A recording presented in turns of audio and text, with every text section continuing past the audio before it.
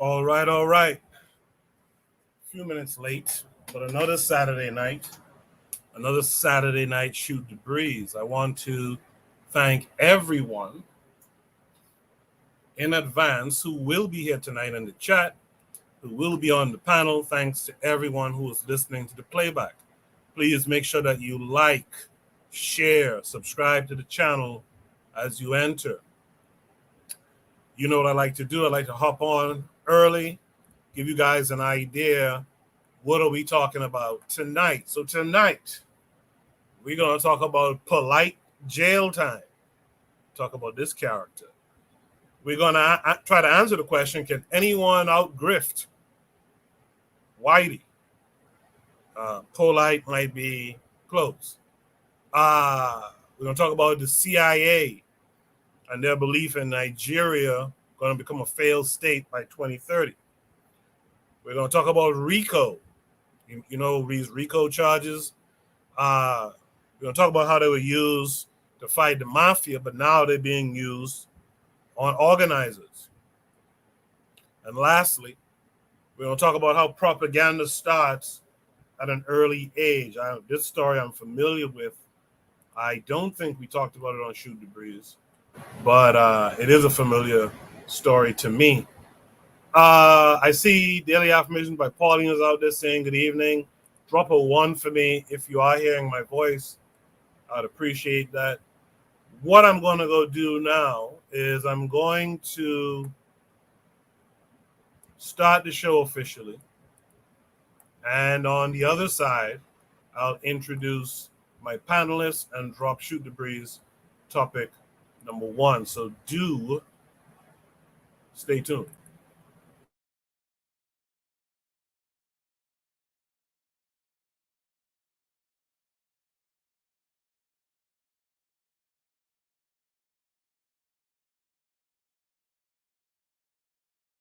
You are listening to the Bitter Medicine Podcast on KWAZ Radio.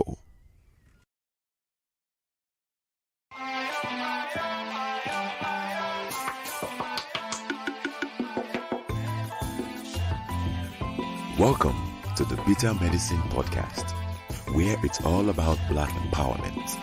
Our show focuses on Black news and entertainment, arts, science, economics, history, people, and strategies that uplift, empower, and motivate Africans within the diaspora. And now your host, whose favorite color is black, Goku.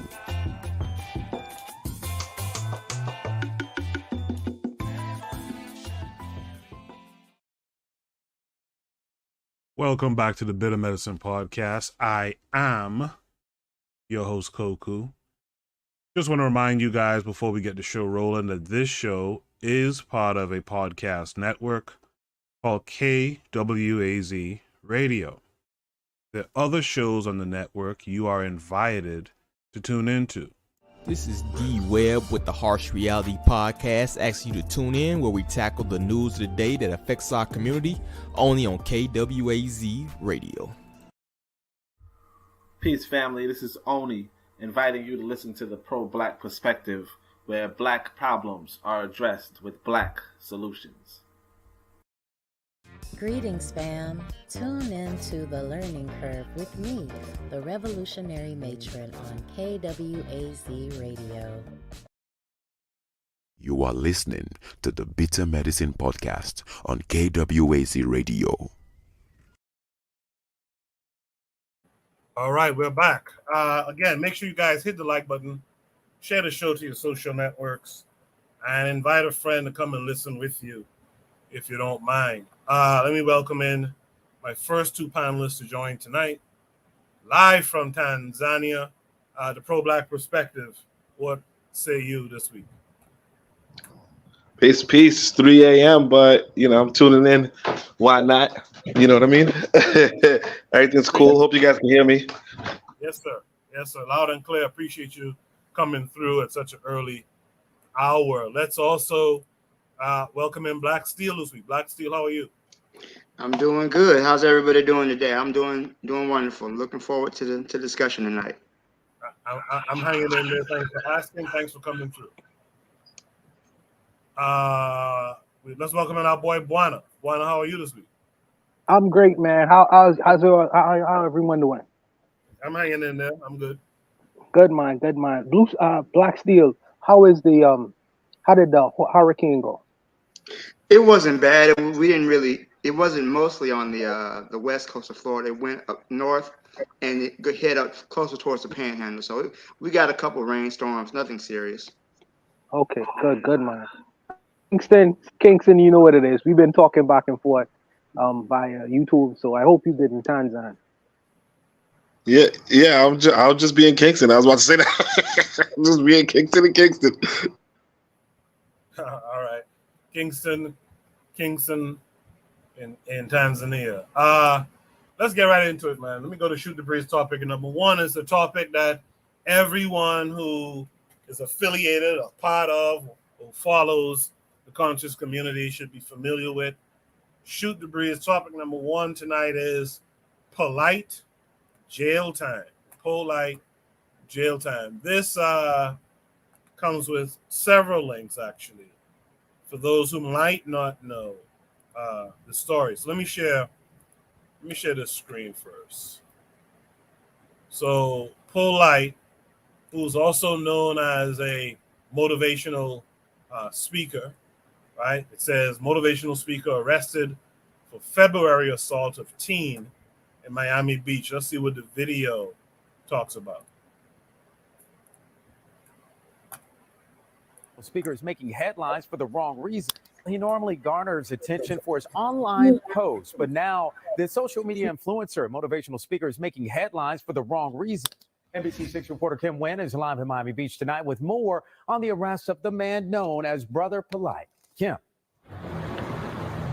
Yeah, well, Jawan, the suspect surrendered here at the Miami Beach Police Department earlier this week. Police charged him with sexual battery of a 14-year-old girl. We did speak with his lawyer earlier tonight, who says that these charges are false. This is the mugshot of 37-year-old Michael Nowak Jr., also known as Brother Polite, to his more than 300,000 Instagram followers. Miami Beach police arrested Nowak this week for alleged sexual battery of a 14-year-old girl in a hotel room in February.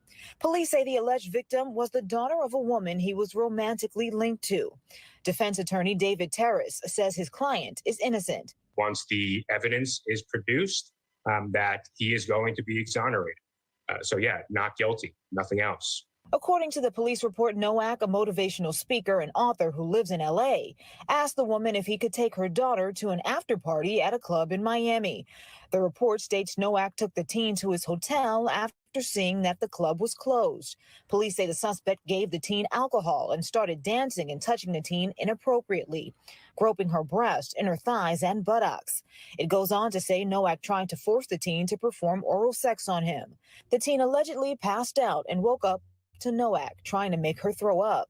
These are serious allegations, but in any situation, there is always motive. There is always a lot behind the scenes that the public is not going to be able to see. The report states that the girl's mother found her intoxicated and possibly on drugs, with severe swelling on her mouth and lips.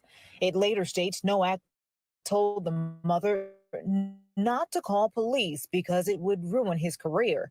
Nowak was served with a DNA warrant in June and surrendered to police on Monday. Terrace says the police report is only an allegation. And Nowak claims to have written more than 90 books. In an interview, he also claims to have several wives. For now, we're reporting live in Miami Beach. Kim Nguyen, NBC6 News. So there's another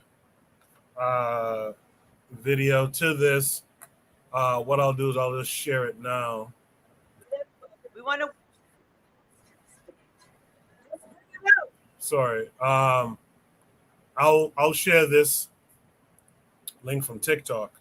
What we'll do, we'll watch it, get another insight into what's going on, and then I'll have one more link, and then we'll discuss it. Known as Brother Polite was sentenced to 7 years in state prison and 10 years probation following release. He was also ordered to pay a $25,000 restitution to the 14-year-old minor that he essayed. Polite was initially arrested August 2021. Polite told his girlfriend at the time that he wanted to take her daughter out to have a talk with her. He had gained her trust and he wanted to take her out for some food and to talk to her about respect. Instead, he took the 14-year-old to a hotel room where he then had her consume intoxicants and attempted to SA her. The girl remembers passing out or falling asleep, and when she woke up, she had sores and her mouth was swollen. The mother was unable to reach Polite or her daughter during this time. Again, this happened back in 2021, and apparently he was sentenced yesterday, September 6th. Per the Miami-Dade.gov website, he is currently in custody. And while I have not seen his sentencing on mainstream media, there is audio circulating from yesterday's hearing. Can you tell me your full name and date of birth? Michael Eugene Note Jr., August 10th, 1983. All right. The state has now filed an amended information today, charging you with the following: aggravated child abuse, great bodily harm, a first-degree felony, punishable by up to 30 years state prison. Count 2 is aggravated child abuse, great bodily harm, a first-degree felony, punishable by up to 30 years state prison, and contributing to the delinquency, dependency of a child, a first-degree misdemeanor, punishable by up to 1 year in jail. It is my understanding that you wish to plead guilty to this new information. You would be adjudicated guilty, and your sentence has been memorialized in a 4-page plea agreement. Did you have the opportunity to go over this plea agreement with your lawyer? Yes. Okay. I do need the defendant to initial each page because... Now, someone is handling Polite's social media, and they are putting out what I assume are pre-recorded videos saying that Polite is innocent, that all charges were dropped. I have not seen anything that would indicate charges were dropped against Polite. The victim's mother also gave a heartbreaking statement. I'll go ahead and play a bit of her statement so that you can hear how he went out of his way to gain her trust just so he could gain access to her daughter. You made me believe that you were such a great man and you could do no wrong. You made me fully trust you, and for that, my daughter trusted you too. But the truth is, you're a monster, a demon. The very first time that I allowed you to be alone with my daughter, the very first time you couldn't even help yourself, you told me you was going to be right back. We were going downstairs. We're going to grab food and take vacation pictures. You told me that you wanted to have a one-on-one talk with her about loving and respecting me as a great mother that I was and am. And I actually believed you. I believed that you were going to bring her right back. Again, for legal purposes, I would like to make it clear that I have not seen his sentencing on the mainstream media sources. All of this is alleged based on the information that has been provided. So lastly, I want to play a clip from Polite himself. As he, I guess, the day before, the day before he goes to jail, he started releasing some of these videos here. And so what I'll do is I'll try to start this from the beginning and let you hear what Polite has to say for himself.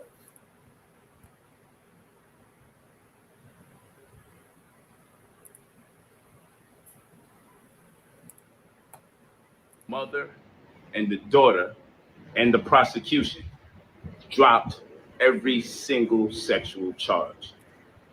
I'm saying it again. The mother, the daughter, my accusers, in addition to the state, the prosecution, all agreed they need to drop all of the sexual charges. So yeah, it's a victory, but it's bittersweet. It's a victory because I was facing life. No parole, no probation.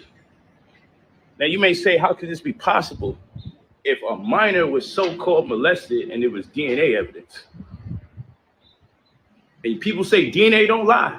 And I always said, people do. Well, let's do this. The serologist, the expert that so-called found 6 semen stains amongst a headscarf and a t-shirt. Never mind the fact the whole rape kit said negative, negative, negative. They checked this girl for 5 different types of DNA, finger DNA, all types of different DNA. Checked her vagina, checked her mouth, checked her saliva, checked her excrement, checked her feces, checked her urine. Everything came up negative.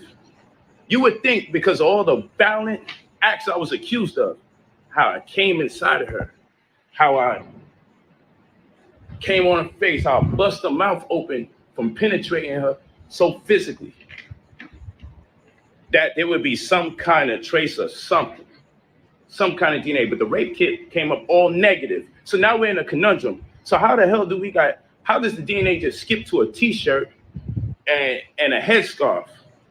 Well, the serologist that did the report that labeled it semen stains, when you got high-powered attorneys such as myself, then what happens is when you spend damn near 200 grand on your defense, you have the right to do depositions. We have our own private investigator. We have our own, guess what, forensics expert.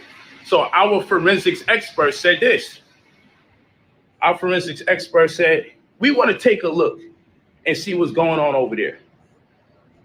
So when our forensics expert took a look and examined these so-called clothes with semen stains, we had some questions about how did you definitively conclude that that was semen in the first damn place?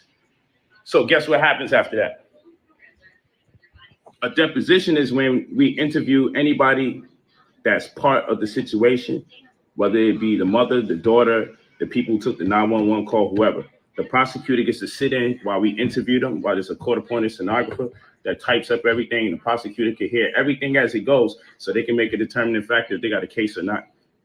Point in case, we couldn't interview the serologist, Stephanie Thompson, because she mysteriously disappears when we want to question her about how she came up with those results.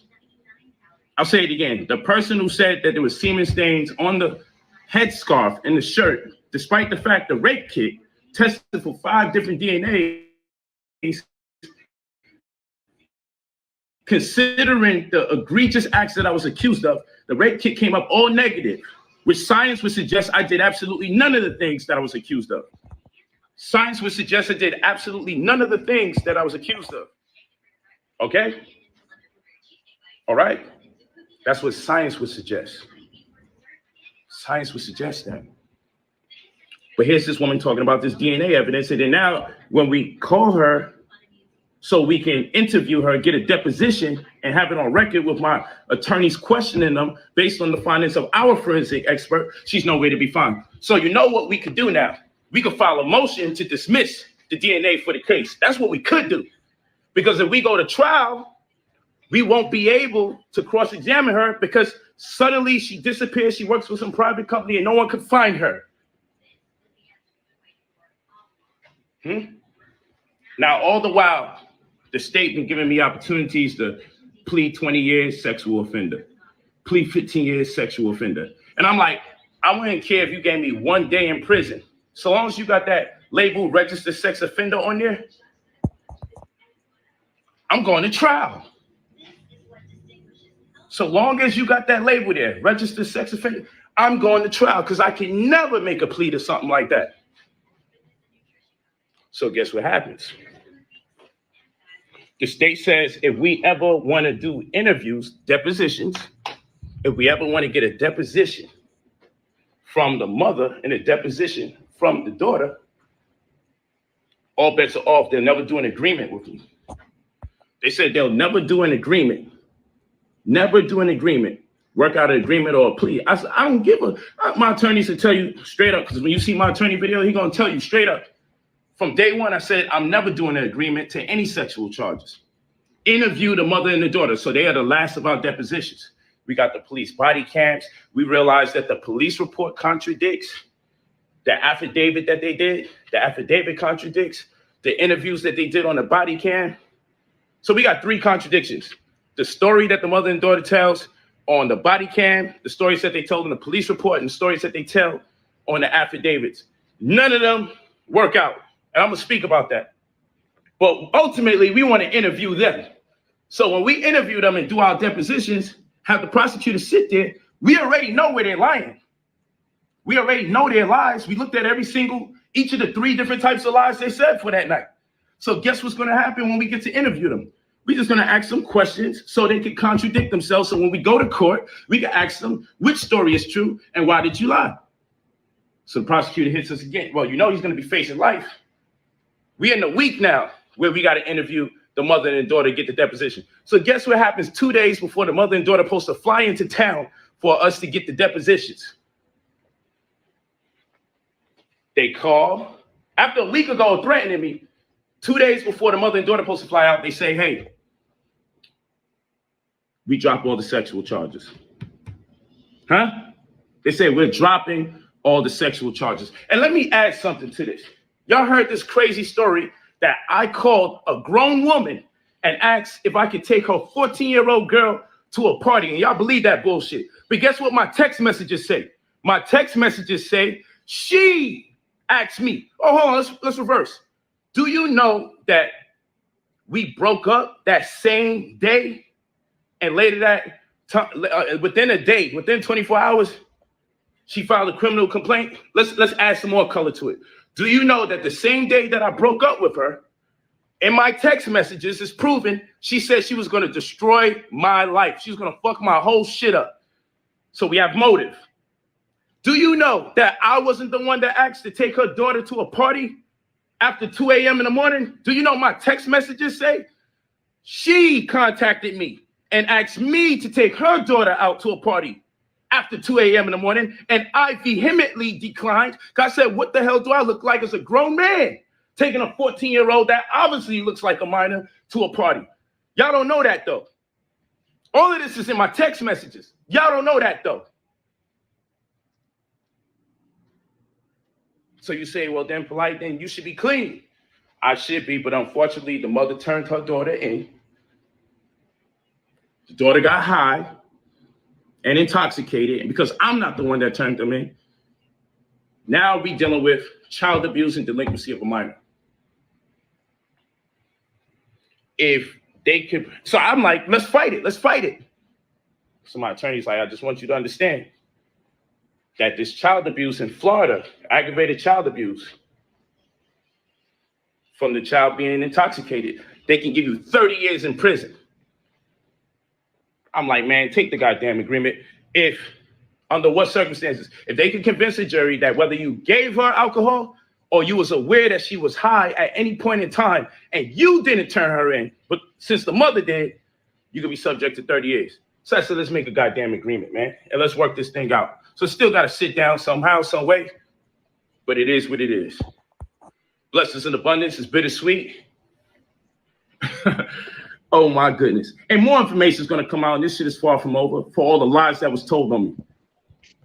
Peace. Blessings in abundance. All right. The mother and the daughter. There goes some of y'all's brother, Polite, the Jay-Z of the conscious community, right? Who do I begin with here? Who's chomping at the bit to speak on this? Is there anyone who wants to volunteer to go first? All right. I guess I'll go. All right. I'll knock it out. So, like Buana said, don't convince me, convince the judge. I do believe he took a plea deal because he was looking at 30 years. All of the word salad that he's spewing right now means absolutely nothing. If you ask me, I think Florida's too light on child predators. My heart goes out to this young girl and her mother. We got a lot of problems in the conscious community. You know, we got a lot of frauds and people who take advantage of those in our society. You know, it's truly disgusting that this happened. You know, I can't even wrap my head around this happening to this young girl. So yeah, Polite needs to go to jail, stay under the jail. and I don't believe anything of what he's saying. So I'll let the next person speak. I appreciate that, Black Steel. By the way, shout out to the matron who's out there in the chat. Shout out to KW Don 7 who's here tonight as well. He said Polite's goose is cooked. And Sarnetta is doing the two-step shuffle to try and separate himself, but it's too late. Let's go to Buana next, because like Black Steel said, Buana said he thinks this is Kemet on trial. You don't have to convince me, convince the judge. Buana, what all else do you have to say? Oh goodness, man, I could go on for days. But you know what though? What I'll do is I'll stick to this brother, this guy, because this is a case of you could have all the talent in the world and no character. Talent is like a step ladder. You could have talent and you take certain steps, you'll get to the top of the mountain. But if you have no character, character is like a slide to failure. And it's as difficult it is to get to the top of the mountain. If you have no character, it's just easy. You could just slip and reach the bottom of the mountain in 30 seconds. Or even with this particular incident, it took him like 10 minutes and his career was completely over. He had no character, and there's a lot of people who are pointing fingers now. A lot of pointing fingers within the unconscious community. Sanetta pointing fingers at this person and everybody making allegations and how come you didn't. This person was a snake. Okay, he was a con man. And sometimes con men get in because they are very convincing. And what I tell the brothers sometimes is don't watch what people say. Watch what they do. When you watch what people do, it's a good indication of how they truly believe about certain things. This man had one particular time in his life, he had three wives. Where are they? He was a family man. And the next instance, he's the person who was he's an Instagram superstar, taking pictures here and there, with rented houses and rented limousines, traveling all over the world. He even came to the Bahamas. Someone invited him here to make a speech. This particular guy got off purpose a long time ago.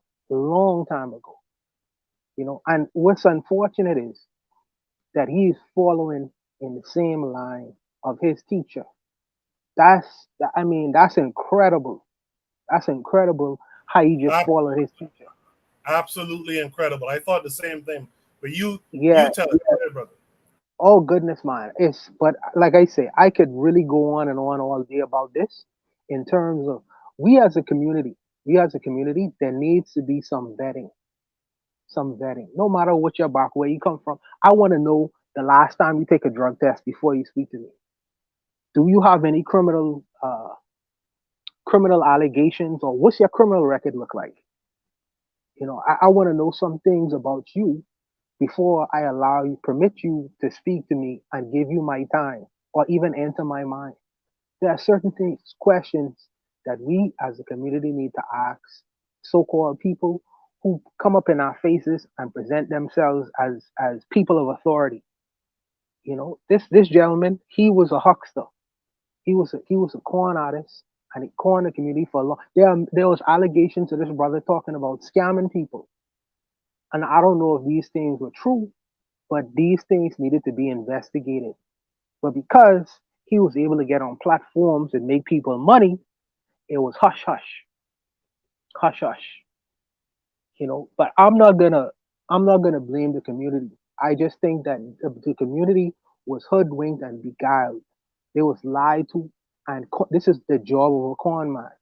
He is able to convince people that he is who he says he is. And in this video right here, he is almost like a rat trapped in a corner. He continuously circles the room. He doesn't. You could tell the circles, the wheels turning in his head. He is still trying to be a media personality, knowing that he is going to prison tomorrow. Why don't you address the things that you actually did? But you know what though? What is good is the jail will keep you honest, because even though you don't want to be honest with yourself, when you go behind them bars, a degree of realism will come into your mind. When their brothers start testing you, if you went under protective custody in jail, the reality of what you did will come into your mind. So you could talk all you want to and try to convince your audience of this and that. The reality is everybody heard you say in your testimony in court, because it was played everywhere, you said, I accept the charges against me, and you are going to jail. And he is in jail currently. So he can't talk his way out of that. You know, but we as a community, we need to start doing more vetting in terms of who we present in front of our eyes as any kind of authority figures. But this is an old story, though. This is a story from Malachi Z. York to R. Kelly, to all these people who we look up to and believe that they have a degree of certain magic. And when it all these guys, and when it all falls down, you find out that they have low character and low integrity. Don't watch what the man says. Watch what he actively does. I'll leave it there. In the chat, Razuli was out there. Shout out to Razuli. He says, mother is not off the hook either. Only is having some internet issues, so he might not be able to come up. So I'll ask Oni to drop his comments in the chat, and I'll for sure read them on the air. Someone's mic is open. I'm getting a lot of rumbling. Oni says, mom is wild, but how he tell her she a good mother and she's sending 14-year-old to Polite? How good you got to be flirting with Polite? And then Oni says, Polite is a big-time scam, and he mentions that y'all discussed him on Brother Bakari's show. So I think I do remember that Bakari is here. First of all, Bakari, how are you this week? I'm great, my man. How y'all doing? Peace. I'm good, man. Thanks for coming through. Oh man, thanks for letting me up here to speak. I'm a little late, I came through because I was watching the game before, but then I came through and I saw this and I had to come up here. This is like a microcosm of the Black community, of our mindset. Can y'all still hear me? Because it sounded like it went out. No, you good. No, I can't. Go ahead. This is like a microcosm of our mindset. We love the scammers. People are going to protect the scammers. And you can find people still trying to protect Sarnetta through all of this. Because it's not just Polite. It's everything that I call the con man community. When those people knew, even if they didn't know he was messing with little girls, even though Sarnetta admitted that he did and came back months later and tried to take it back, even if they didn't know that he was messing with little girls, they knew he was stealing money from poor Black people, giving them promises to heaven on earth. And then stop talking to people. His scamming was next level. But the reason I say it's a microcosm, because we like that.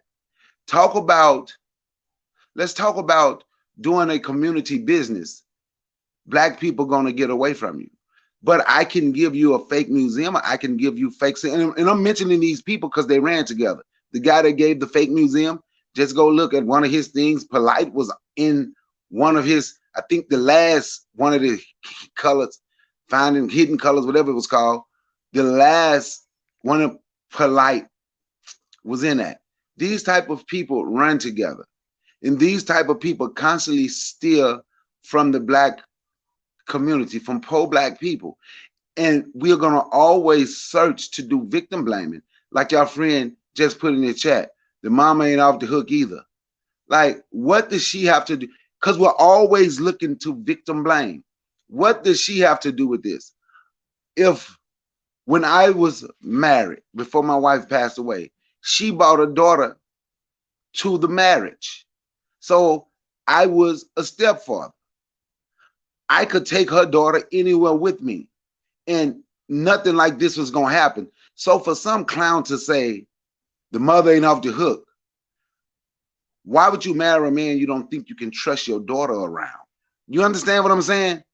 But we look to blame the victim because so many men, we act like we're jealous of our women. we have, now I'm gonna get back to Sarnetta.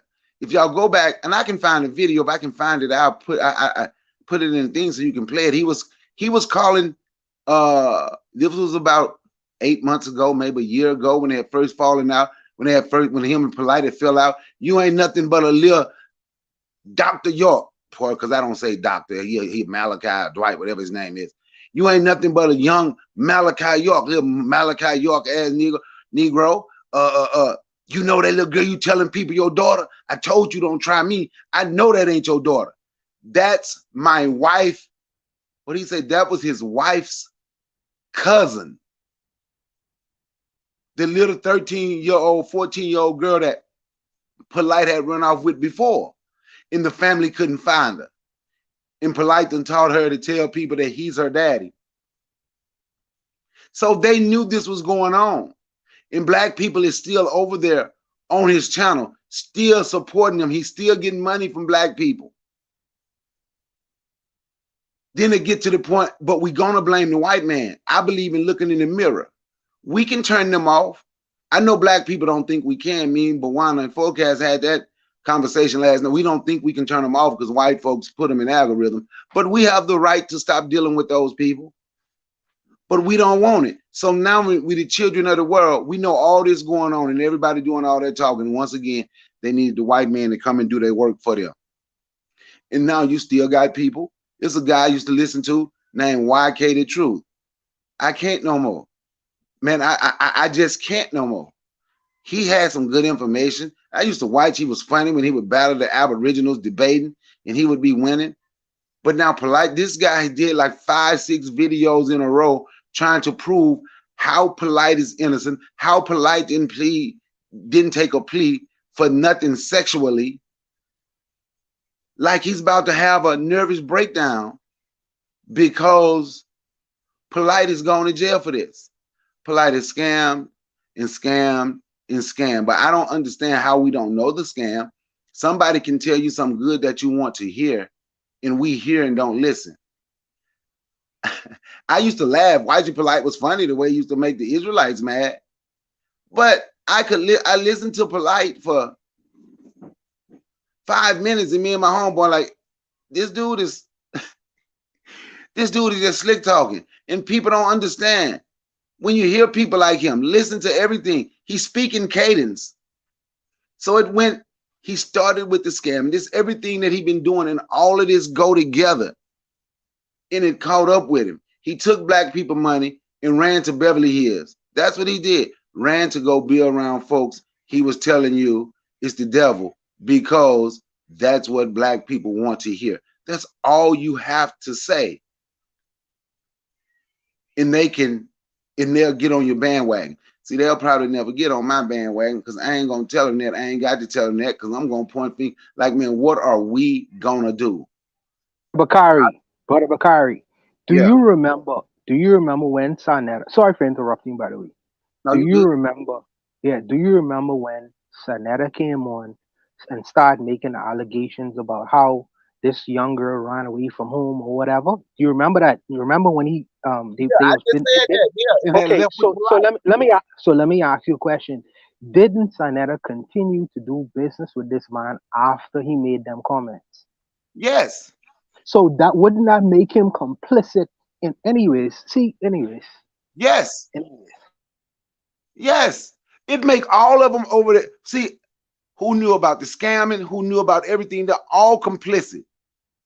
And they didn't care about Black people. They're all complicit. Sarnetta, Young Pharaoh scam too. Young Pharaoh took Polite scams, turned on him, and went and got him a whole new crew with the scamming. And then he went all the way far left. But all of this, all of them is complicit. The whole so-called conscious con man community is complicit with what's going on. They all are, because they saw it happening. And Sarnetta even more, because it went past the scamming till he knew that this dude got his wife's cousin at 13 years old to run away, not answer the phone. But people still watch him. He got information. I know when we were talking last night, Bawana, I know 4Kast say we don't have power to stop listening to people. I don't get that when white people. I hope he listening. That's why I said that. White people got to tell us who we need to stop listening to. But we have the power to shut people like that off. Or our community won't ever change. We would just remain the same. We would just remain the same. Won't go nowhere. Bakari. Yeah. Everything you just said, I agree with 1,000%. The one thing I would add, well, first I'll add this comment. This is why I think it was 2 weeks ago, or maybe it was last week. This is why I say I personally don't mind criticizing the community. Because what you just said, I could clip that and put that as a standalone video somewhere. And I would hope that everyone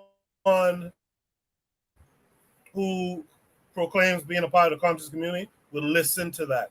That's what we got to start educating our people on. But I want to add this other comment too. I think the issue is, in all honesty, I think black people know a grifter. But what black people are willing to do is go against their core understandings if you can make them feel good. And that's all polite and all these grifters do.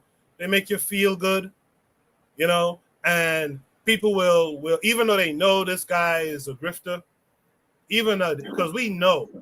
For example, we knew Bill Clinton wasn't shit, but we sacrificed that understanding because he went on Arsenio and played the saxophone. Oh, he's the first black president. We feel good for some reason about some dumb shit like that. And that's why I want, especially when it comes to the grifters and stuff like that. And shout out to all these different people who are now pointing out grifters like pocket watching and all that kind of stuff. This is what I want. I want people to learn this shit and put aside that feel-good bullshit that you're following in these people and really, like Buana said earlier, vet these people, man. Vet these people, man, before you enrich these people. I'm going to let Bakari come back and respond some more later, but let me get to some of the other folks who joined. So, Bakari, just hang tight for a second. Ben Uko's here tonight. Ben Uko, how are you? I'm doing good. Yes, I heard about this whole polite thing. Can I take a comment about this? Yeah, go ahead. Yeah, I gotta take I want to say hello to the whole. Who's here tonight? Bakari, you're in the house. How you doing, Bakari? I'm great, my man. How are you? I'm doing great. After I talked to you over this week, it was great to hear from you. I haven't talked to you guys all in a while here. But yeah, let's get down to this business here. Yeah, polite jail time. What say you? 1 second, please. All right, so let's get down to this. Let's get to this. Where's Tariq at? Where is he at? Because he's one of the biggest assholes in this whole thing with that Hidden Colors 5. Where's that dirty rat at? He's so running right now because it's going to go back to him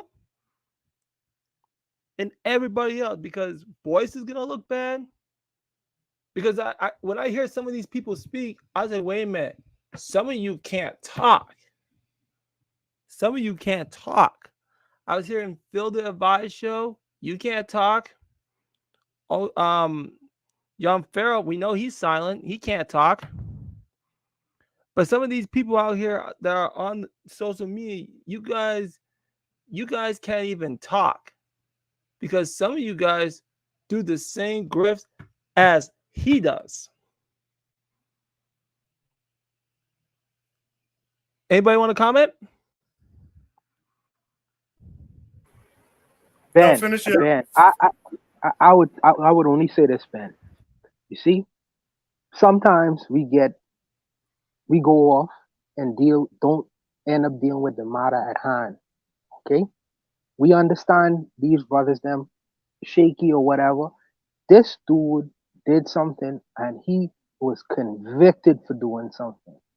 So I think that sometimes as a community, let's deal with the people one step at a time. Our focus is on this man and his actions.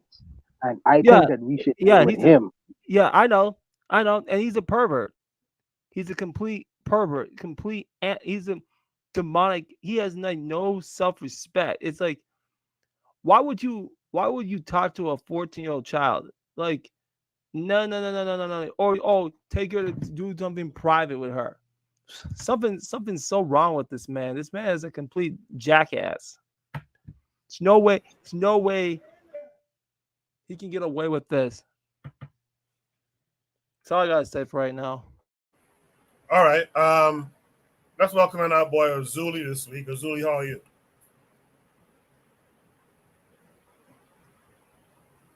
Azuli, if you're there, your mic is muted.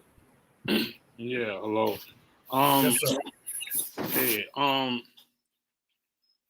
there's nothing to say about Polite. Polite's been scamming. I remember I told a story. I went to Coco. You know Nicholas that used to be over there by Decab and Flat.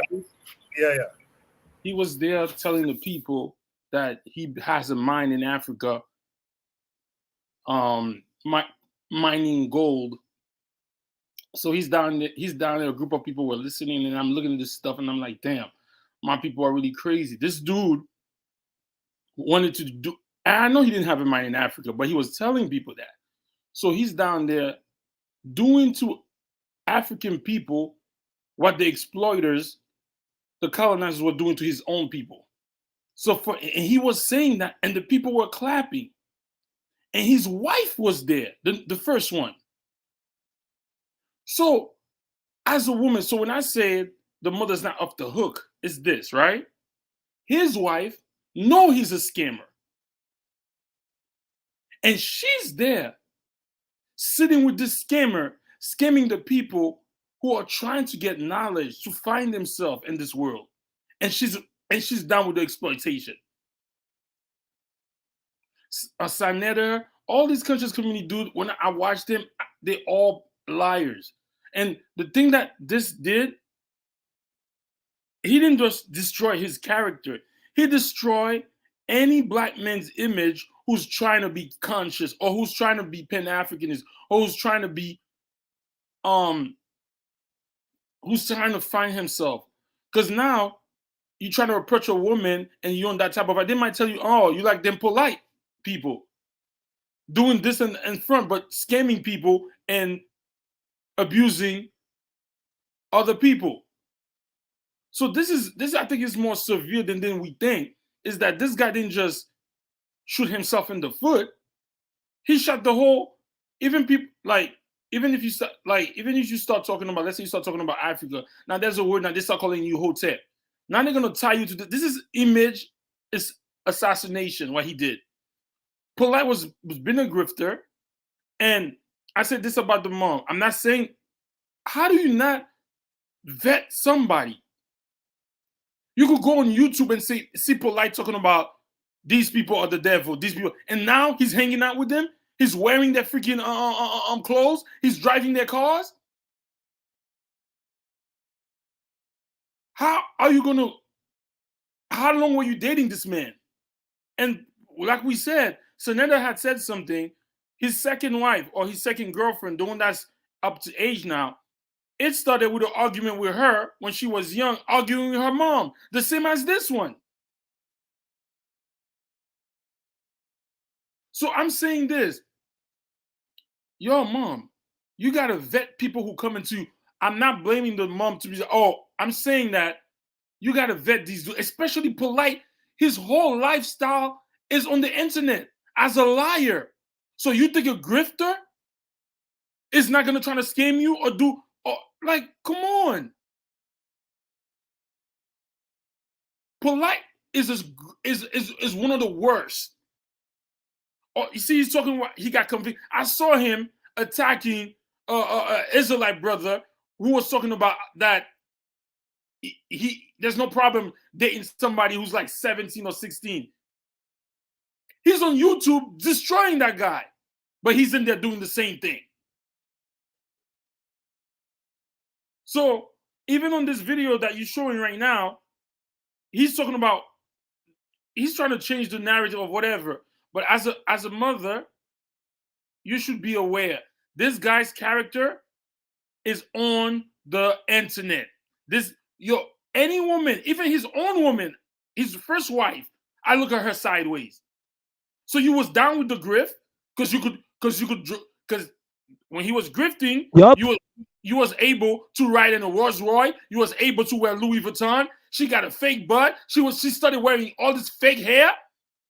She's not off the hook, the first wife. She's with this. So another word I'm just trying to say is Polite didn't just destroy himself. So that's why I'm thinking, like, this shit is strange to me. Was this dude sent to destroy the image of a black man who's trying to chase the truth? This guy did not just destroy himself. Sanetta, and when you do the background, all these people, so-called quote-unquote conscious community, they were all drug dealers, crackhead, cokeheads, and all of a sudden they found God. And they found this. Victor Villard, even because the brother has said something about what's his name? The museum guy. He had this guy in his thing. Tariq. The whole point, and this is the thing, Tariq's wife. How could you be with Tariq knowing what kind of character he is? But he's getting money, right? So if he's getting money, I'm good. I could do this. I'm down with it. Can I comment 1 second again? Go ahead, bro. Okay. It's the same thing that goes to these black entertainers too. Like, remember, look at someone like when we talk about, like, let me give you an example. A perfect, like, look at the guys that B2K. We can look at Chris Strokes. We can look at all these guys that were messing with children. Look at Aaliyah's parents. How they exploited Aaliyah to go to get to R. Kelly. And they knew about it and they did nothing. We can go on and on. We can look at Russell Simmons. Yeah, that's another character. We can look at Tiger. We can look at Drake. We can look at Nicki Minaj. Oh, yeah, celebrities aren't to really be glorified. I agree. I agree with that. I always agree with that. But just look at how this trickle effect goes down through our community. That's what I'm talking about. And then you also have to look at who do you guys allow in your homes? Especially when you have children. That's the big question. Who do you allow in your houses? Because this is why there's so many problems. And that doesn't go back to just this. You can look at your people in your own your community leaders. Your community leaders have this mindset too. Covering up for pedophiles, when these like so-called violence interrupters, or people who cover police brutality issues. They got this similar mindset too. And I'll yield the mic. Yeah, I think I could buy a bit of what Uzuli was selling there with the mom thing. It's not to blame the victim. I do think, as with all things, there has to be vetting.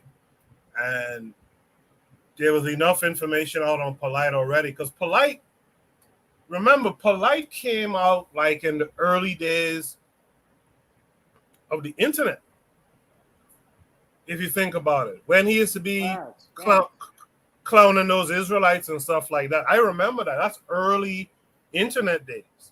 So this is how long this guy has been around. And you know, if you're going to date this man, and again, I'm not putting all the blame on this woman. I still have 99% of the blame on Polite. But yeah, if you're going to be dating this guy and having him around your child, you needed to look into him a little bit. I could see an unknown guy fooling you.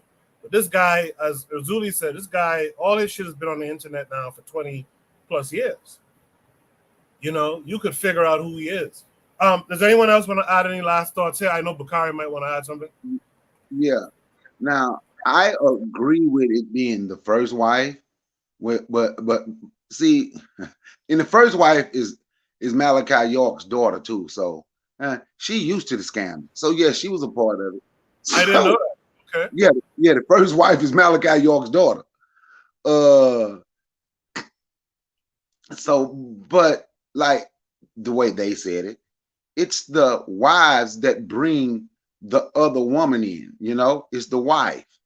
It's the wife that brings the other women in. Now we know Polite is on the internet, right?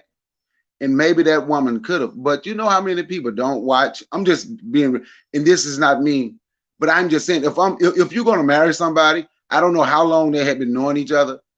You should think that you could trust your 14-year-old child around that person. But I think it's more of the way they say it go. It's the other women that bring them in and talk about the greatness and all of this. So, if you and I do understand. So I don't put no blame. I don't put no blame on that mother. That's me. I put no blame on that mother.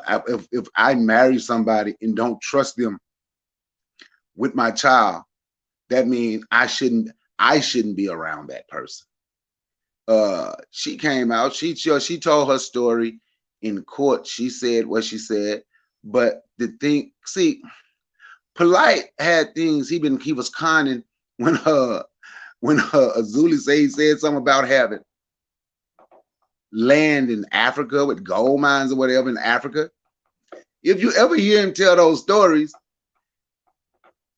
watch how fast he go to talking when he get to certain points, but he gonna slow down when he let you know he needs some money. Azuli, did you ever hear him tell a story about about the land in Arizona that he had? No. Oh, he had all this, and this is how he was saying, I got this, and we got 450 acres in this for black people, and it was Arizona, and we're gonna need this much money, and it's an investment. Then somebody say, so, but where it is? Well, I was saying it's on like 22223. The guy like, what? He like, oh, don't worry about what I said. I can show it for you right here. This is the address. But Bakari, remember the thing he did in Ohio when he went to the people's... He broke in the construction site and told the people, I need investment money because these are my apartments, and we're going to do this all around the whole country in the black community. And it was really a black man that was built that own apartment.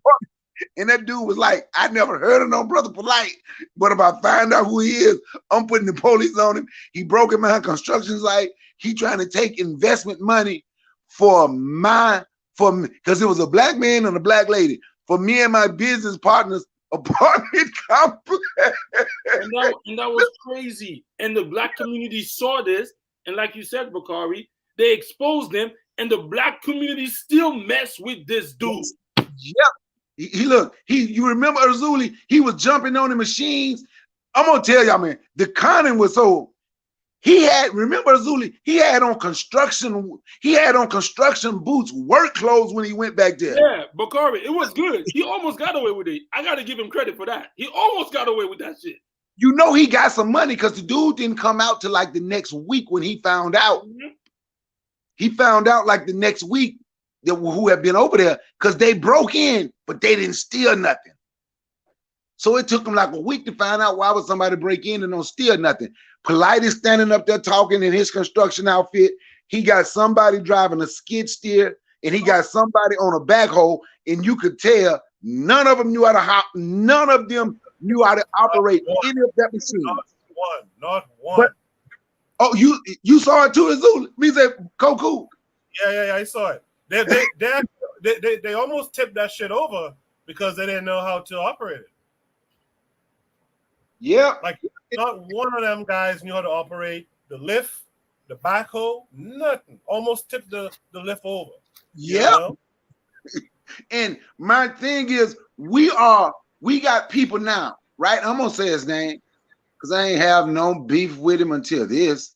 Still ain't got no beef, but I'm looking at him sideways. Q Butter. Yeah, he got a school. But can I trust you with my children going to your school while you trying to protect Sarnetta, and Sarnetta knew Polite was doing this? Like, when does it end? When does it end? Like, I put the other women in the mix because the way they told the story is the other women that bring the new women on and introduce and get everything set up. So yes, that first wife and that second wife, I absolutely blame. Bakari, But- I'm not blaming the mother. I'm just saying you gotta be careful. Yes, you do have to be careful. I agree with that. But that's why when you said the women and you broke down what you meant, that's why I came back and said, I agree. Because they are responsible. But like I said, they are the first wife, who's the ringleader of the wives. She is Malachi York's daughter. Wow, I didn't know that. That's crazy. So it runs in them. Polite said Malachi York was God to him. But yet and still, we know what he did. This man called Malachi York God, but you still have channels that'll prop him up because they're going to make money off him. Yeah. You see, and that's what I mean. I'm going to say this again, I'm gonna be quiet. And when I say this is a microcosm of the black mindset, right? The microcosm of who we are. When are we going to stop selling each other out for money? And like I said the other night, and Bawana was in the panel. He came on the panel last night, but I said, but like, my other night on my show, but like, damn, I turned down so much. And this ain't to pat me on the back. Just listen where I'm going. I turned down a 6-bedroom brick house on about an acre of land, no rent, no mortgage, for 3 years. I turned down it was a minimum. I just say 3, but a minimum $250,000 contracts because these white folks are trying to get me to be quiet. I stepped up in a city council meeting. I said words that they didn't like, and they were trying to control me. And I'm like, nope, I got people listening out here. They trying to make me be quiet. They gonna go through my background, and all they got to do is say something. People gonna believe it. I tell black people, if there's anything you want to know about me, I will tell you. I would tell you stuff that I've done wrong in my life, the mistakes that I've made. You know, I'm not perfect, but I ain't never done nothing like what he did. But what I'm saying is, you stand on something moral and strong for black people. That's what black people don't like. Those same black people that's propping up and protecting Polite and Sarnetta will talk negative about everybody from the civil rights generation, because I've heard them do it. But now you would turn around and you would protect this. So trying to be moral and have some type of standing to be a real strong black man, it's almost get to a point like, man, is it really worth it? And I would tell people, don't do what I did. Don't turn nothing down. Get every damn thing, because I'm going to tell you, you can have these morals and you can look out for black folks. And black folks, you're going to be the one black folks turn on. And it's going to be people like Polite, Sarnetta, Tariq Nasheed, and people like that whose black people is going to protect. Not all, but the majority. And I'm just saying, so if you can get it, get it. I'm just being honest with you on that. I yield. All right, man. Afro Native is here. He says, are we giving this too much attention? Is he worth more than 1 hour of discussion? Mike, you have to mute it. Can I say something? Yeah, go ahead. What do you mean? It is worth an hour. Because like I said, this man is not destroying himself. He's me, Kogu, Bakari, Bawana. If we go out the street and start talking the way we talk, people are going to be, you like that dude. This is murdering the image that he was not even the image he proclaimed. So I don't understand. And is it worth it now? It's not about him. It's about that community that brings in grifters in order to destroy the movement before it starts, in the eye of women and kids and righteous brothers who would think, let me try to do this and that in the third. Sarnetta was promising a news van, collected mad money, no news van. Yo, wow. Urzuli, wow. You know what? I remember that. And you know what he driving? He driving a Mercedes or BMW. He didn't get that van, but he get a Mercedes. Can I say something to add on to that? He got mad. He took up $9,000 in donations for a news van. I'm going to show you something, Bwana. He had already got that Mercedes that he was driving from a different scam, from a different scheme. But I'm going to show you something because I know that because when him and Polite went at it, Polite called him out about it. That's the only way I know he got the Mercedes from a different scam because they tell on each other when they get to arguing. But you know why he didn't get a news van? He refused to get one because he said that people didn't give him enough money. This was like 2020, this was like 2020, 2021, right? They did not give him enough money to buy. You're right. You're right. He had the audacity. I saw that video. That's why I was like, wow. Yep. And he refused to get a news van because the people did not give him enough money to get a brand new Mercedes news van. And let me tell you something. This is how I know Polite was a scammer, right? Little things to show you. That's why you need discernment. I was watching one of his videos. You know, Polite used to go crazy at the Israelite. He said one day he went to Applebee's and he saw one of them brothers working at Applebee's. Did you know Polite clowned this man? Talk about he ain't got no money. He's just working for minimum wage. So the brothers are Israelite trying to stay in the right path, even though I'm making minimum money, but you scamming. Polite did that? Wow. Yes. I didn't know that. I did not. It's not shocking. It's not shocking. It's not shocking. I'm talking about how foul it is. A brother out here working, trying to probably trying to get his life on the right track, even though I don't agree with his doctrine and I don't agree with the stuff that he say, but I'm not going to clown him for having a job, going to work. I wouldn't too. But meanwhile, this man is scamming people. The dude that's trying to do the right thing or whatever, he's working for a paycheck. We all know a lot of us don't want to work in those things. Yo, he clowned the man. And I was watching it. I said, wow. These are the leaders. Let me just say, who was that, Buana? No, that was me. I'll wait till you finish because I want to respond to something Afro Native World said. No, okay. Let me get a shot. Let me get a conversation. Let me respond to that. I was just going to say something and I forgot what it was. To what Afro Native World is saying in the chat about not really knowing who he is, that's a funny thing too. His popularity in consciousness, I would say, dipped a little bit in the last few years. But in the beginning, like I said, he came out kind of with the internet. And when he was dissing those Hebrew Israelites and Muslims and all that kind of stuff. But it's important, I think, to discuss these grifters. I think the problem is we kind of took that approach that a Shaq will take. Remember when Shaq, being a sheriff, he said he will never have something negative to say about the policeman next to him? I think a lot of us kind of just let these guys run amok. And I think more of us need to really get in on them. I know Bakari wanted to say something, Ben wanted to say something, and whoever else wants to add, just keep it brief for me because I do want to go on to the next topic. Bakari. Okay, look, Afro Native World, you said, did he speak about African synonyms and all that? Yes, he did. And he was trying to scam those people out of money.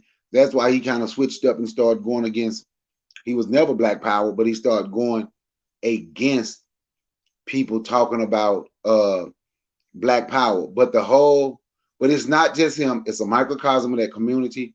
It's of the so-called the con man community. And it's a microcosm of Black people and the things that we follow and who we follow and how we allow any of this work. Now, I know I said I don't get, and I don't want to just call out all the negative about Black people, and I don't.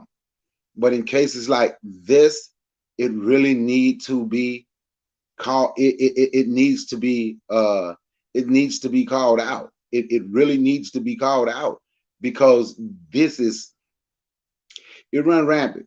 And you can meet a brother polite on any corner you go on, trying to hustle you and scam you and whatever it is they can get away with in the name of Black people.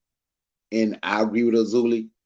He has made, when we go out and pound the pavement, he has made people like us, when people gonna say, you are a Brother Polite type person, you are a Tariq Nasheed type person, you are those people, you just want money and you're not gonna do anything with it.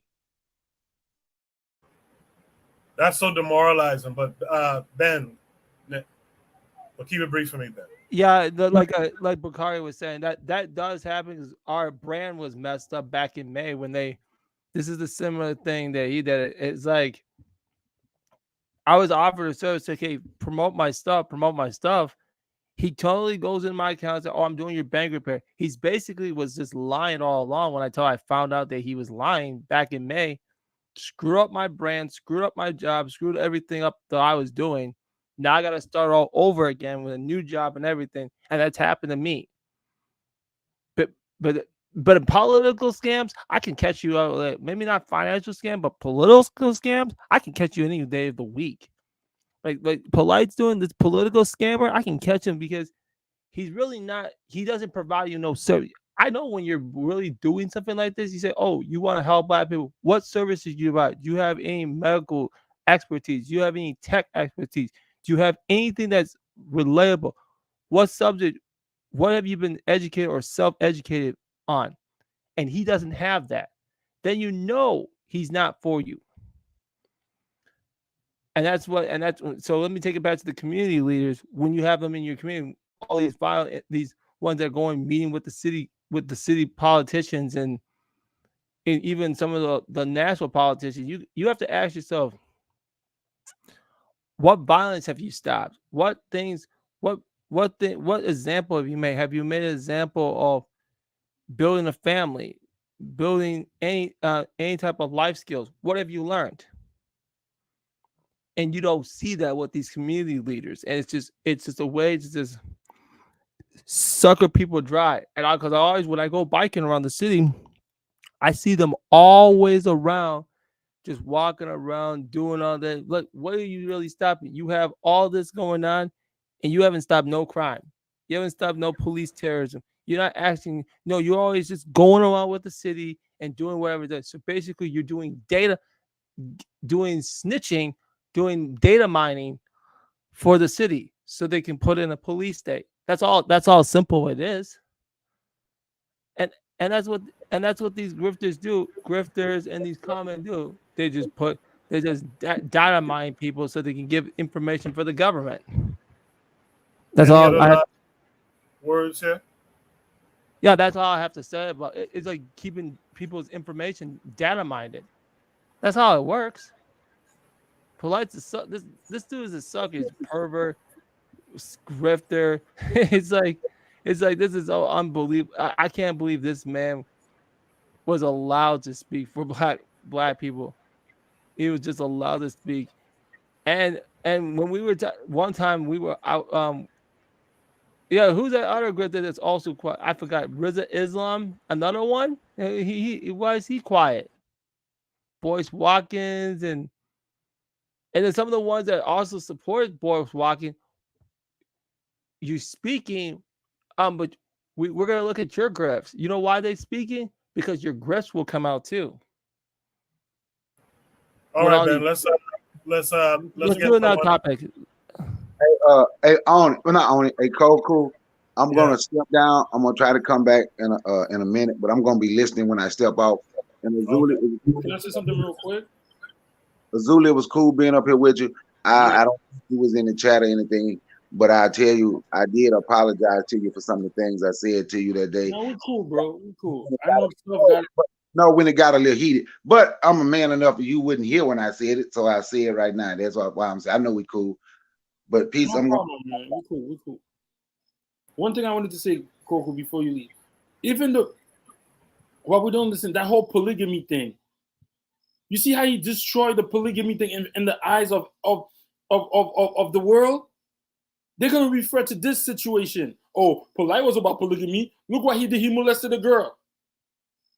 So yes, it's not just about Polite. It's about everything he stood for. So that's it. All right.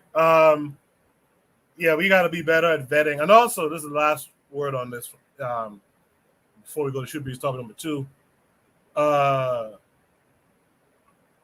I always say it, and I'll say it one last time.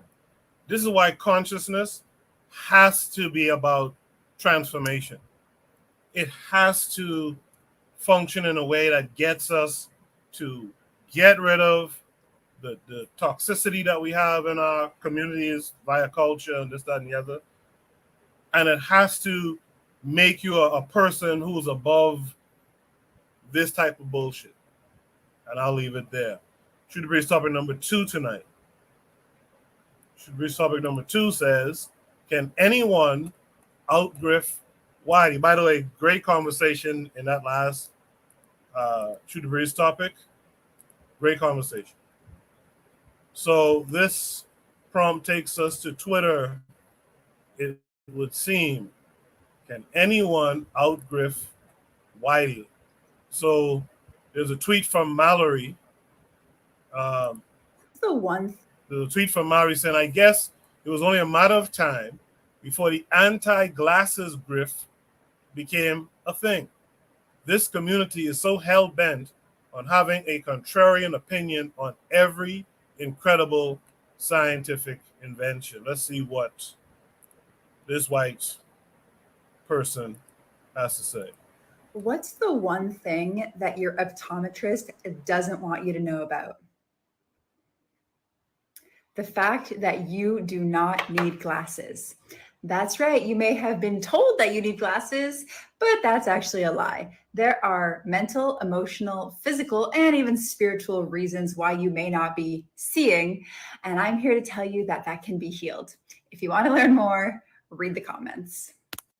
What's the one thing that your optometrist doesn't want you to know about? The fact that you do not need glasses. That's right. What's the one thing that think this is, you're listening to this, that think this is quackery, that think this is, that say it's not possible? You can choose to stay blind. That's great. But I have done this on myself. I have worked with my clients. I have worked with family members. I have seen people take off their glasses and not need them anymore over and over and over again. And no, I'm not just saying take off your glasses and go drive at night. There is a process to healing your eyesight. I cut off the end part because I had a little rant about closed-mindedness, and that's okay. I don't need to speak to the deaf or show things to the blind. My favorite thing, though, is when people tell me that it's not possible to do something that I've already done. And over, it's repeatable. It's now proven. People are like, you can't do that. I'm like, no, but I am. They're like, well, it's not possible. I'm like, no, but I did do that. Oh, well, no, that can't happen. Oh, but it is. And that's the thing. Some people live with their eyes and their mind completely glued shut. And they're just, that's okay. That's their thing. Yet, it's not the truth.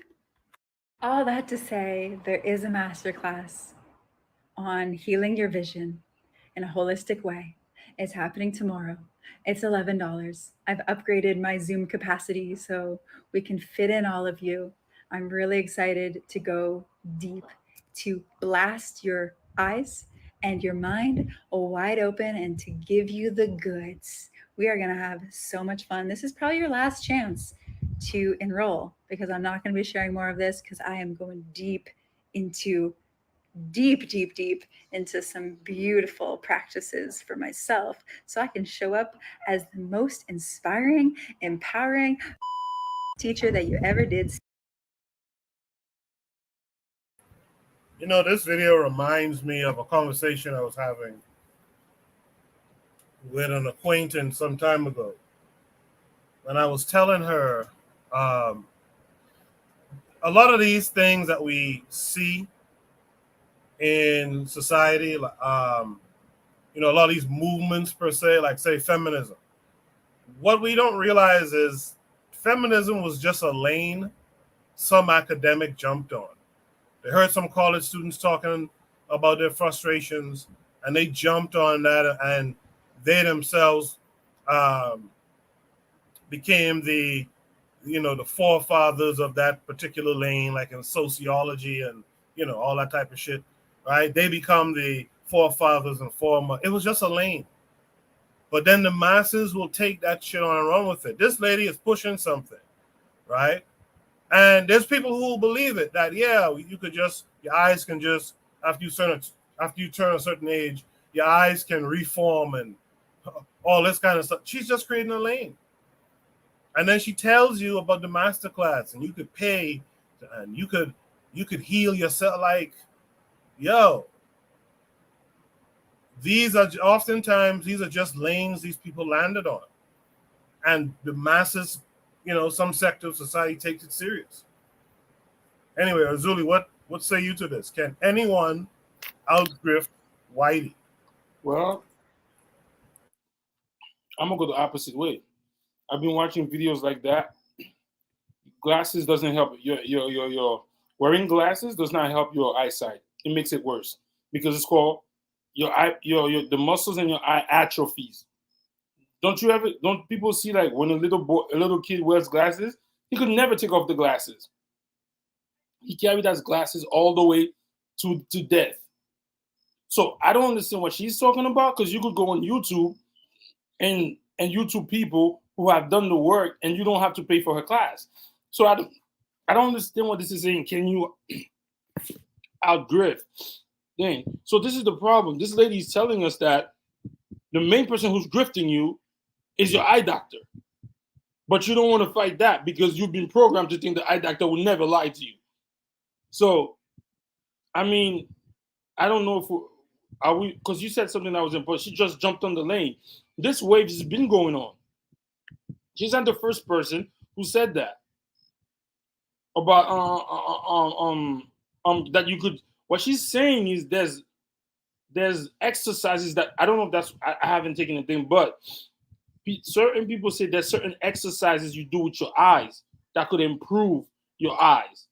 Glasses don't improve your eye. You will always wear eyeglasses. So I'm going the opposite of what people are saying. I don't understand. Are they saying she's a grifter because they believe that she's lying about improving your eyesight without glasses? So I don't know. Yeah, I think the idea is along the lines of what nonsense is she talking? And who said that? You said Mallory? Who? Who posted this? I think it was Oni who posted it. No. The person who posted before Oni, you said something about Mallory posted this? Oh, yeah. The person is, Mallory. That your optometrist. It's not Mallory, the one with the Black Lives Matter joint. No, it's not her. But anyway, either way, I've seen, she's not the first one to speak about this. I've seen different people talk about certain stuff you could do. I don't know what she's going to proclaim to do, because I heard she said some spiritual and all of that. But I've seen other people who speaks about doing certain eye exercises to help improve your vision until you don't need your glasses anymore. So I don't know. I can't. I don't know if the class is a grift, but I've heard that what she said before. So that's how I feel. Let me hear from Black Steel on this next. So, to answer the question, nobody can outgrift Whitey.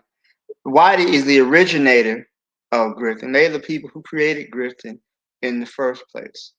So before we had con artists, we had confidence men. So even the terminology of grifting, it all comes from. So no, I don't.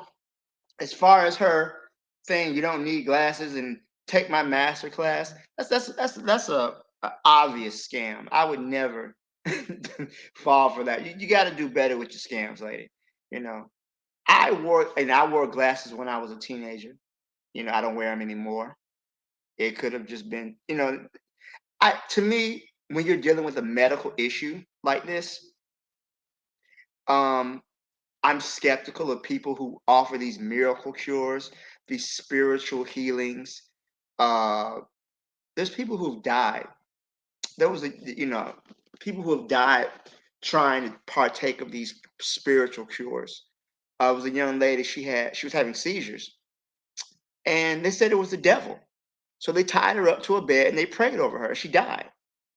So whenever these people are coming, your doctors don't know. We know you can. We have some Bible verses you can read. We got some oil. You know, who was the one televangelist? He was giving out these prayer shawls that he would get online, and he would pray for you, and then people would send in their prayers, and they would send in money, and he would pray for them. And after the end of one of his whole sermons, they found all the prayers on the ground. They didn't care about anything but the money. So yeah, nobody can outgive Whitey. They're the champions. They're the gold medalists. We shouldn't aspire to be on their level on this particular thing. So yeah, I'm not really buying what she's selling. Especially when she said spiritual. What you supposed to pray for better eyesight? Is that what you supposed to do? If you say how many Hail Marys you got to say so you can see better, fuck out of here. I'll let the next person get it. Thanks, Kofi. Let me shout out the 4Kast Radio who's out there in the chat. Also want to acknowledge Afro Native World. He has this comment for the last prompt. He says, Benful Campbell says we need to raise behavior above raising consciousness. To me, that's a bar right there. I really appreciate that insight.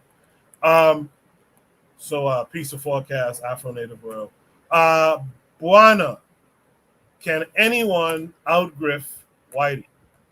I mean, the only person who could come close is maybe a Brother Polite. But what I would say is that, I mean, the white guys are the champions of selling stories. They're the champions. White folks get black people around the world to believe that there's a white big man sitting up in the sky, sitting on a throne. It's like, why would a spirit need to sit on the throne? Why would a spirit have legs or even a bottom? It's like, come on, man. Come on. But millions of people believe it.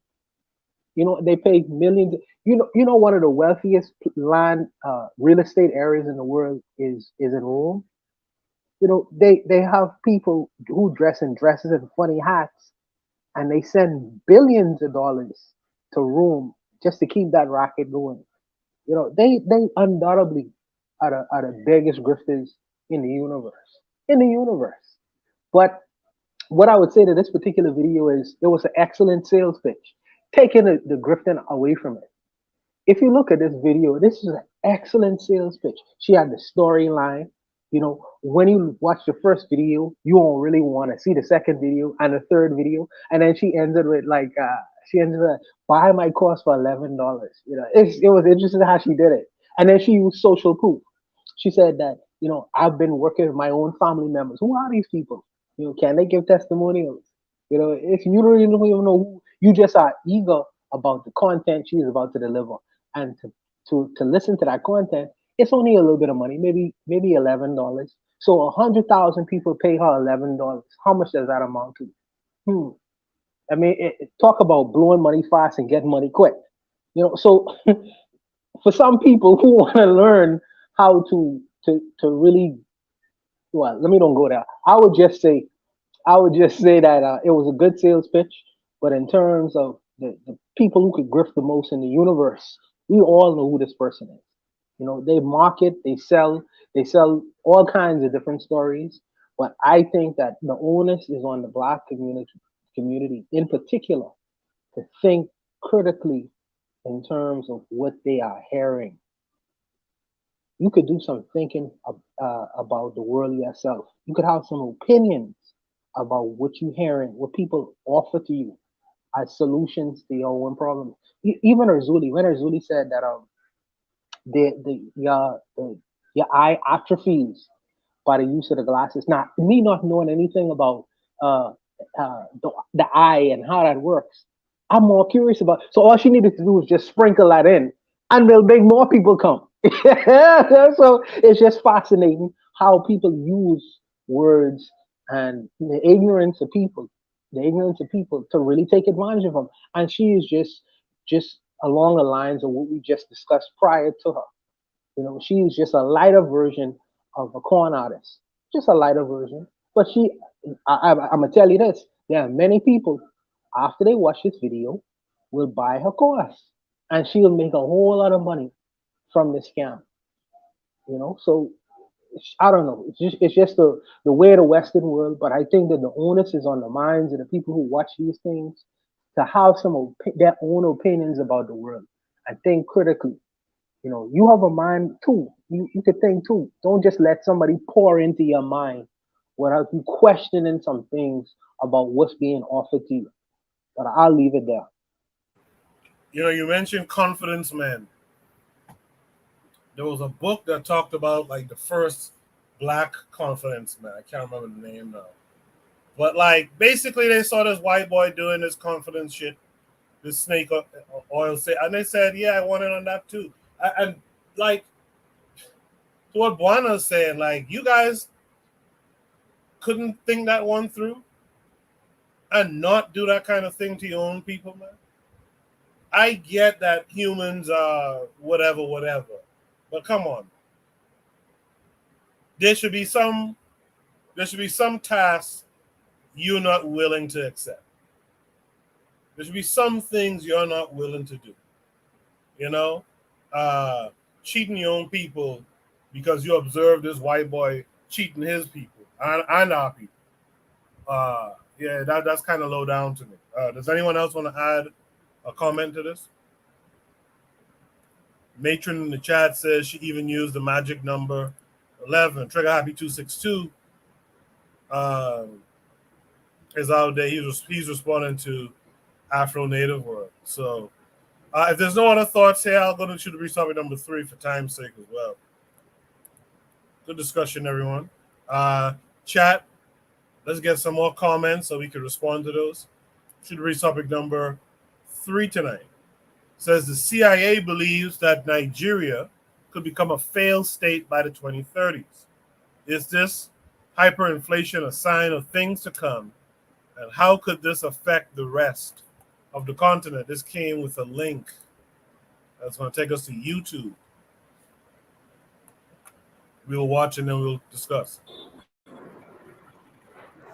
When you fly into any country, one of the first things you do is to exchange currencies at the forex bureaus. But here in Nigeria, the go-to is the black markets.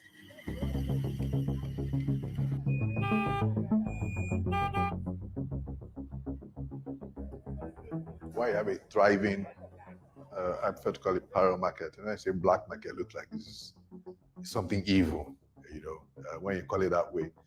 Is the fact that you have a lot of exchange controls in Nigeria. Yeah, every day, every time the naira is coming down, while dollar is going up, all the currencies are going up. So why will you keep the naira? In 2015, you got $8,000 and you had 165,000 naira.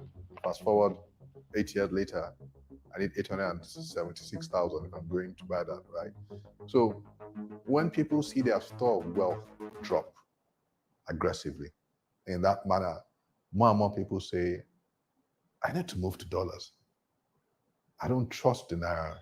I think we've been raped by politicians, ravaged by politicians in the past, or by people who have run the country. The economy has been mismanaged. And the solution is to start to get some foreign currency exposure rather than keeping everything in the naira. Ending the subsidy and the preferential exchange rate system were key to this fight.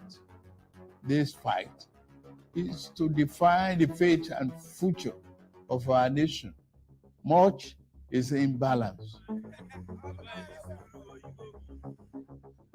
Market prices of household items in recent times in Nigeria have spiked, and this is very much connected to the introduction of new monetary policy and the removal of fuel subsidy, which has now tripled the cost of fuel.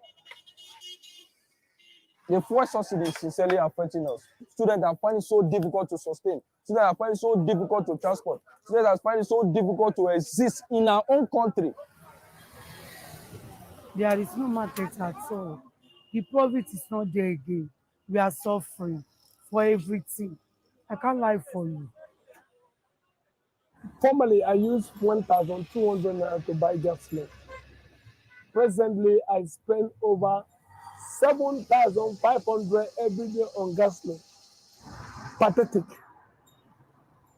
A difficult situation at a time of people that need help. Nigeria need help.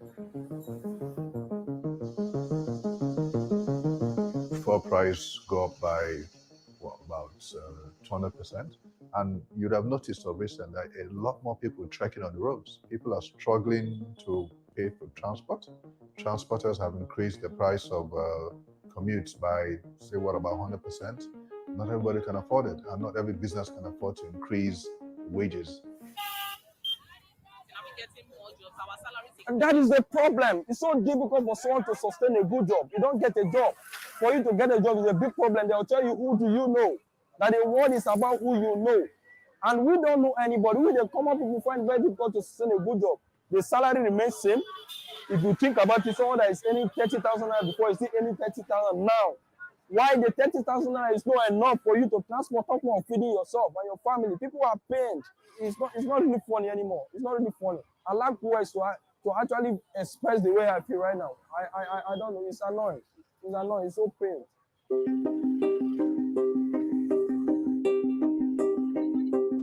The minimum wage in Nigeria today is 30,000 naira, and this is less than $40.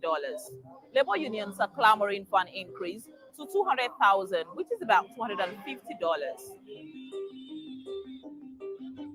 We've had them propose an increase of minimum wage from 40,000 to about 200,000. I think that's going to be crazy because, first of all, the government can't afford 200,000 as minimum. And second, if you also consider the fact that that will lead to huge inflationary pressure. If you suddenly have 160,000 extra chasing goods and services, inflation will jump. And as inflation moves up, those same people are going to come back and realize that they've only shot themselves in the foot with such a huge increase. So should there be an increase? Yes, definitely. But I don't subscribe to an almost 300-400% increase in wages to sort of alleviate, because it will create a bigger problem for the government as a whole. If you had the power to change all of this or effect change, what is that thing you would change in this your sector? It's like some few people are carrying all the dollars in Nigeria. There's no more dollar in Nigeria. I will just take action on that first. Understand? So people to be hiding money in dollars, all this and all that. That's the first action I'm going to take on it. Seriously. Who do you think are the people hiding dollars? So I can't actually say, but I know there is no dollar anywhere in Nigeria. Even me now, if I have money, I would buy it and decide. Yeah, that's how the country is. Yes.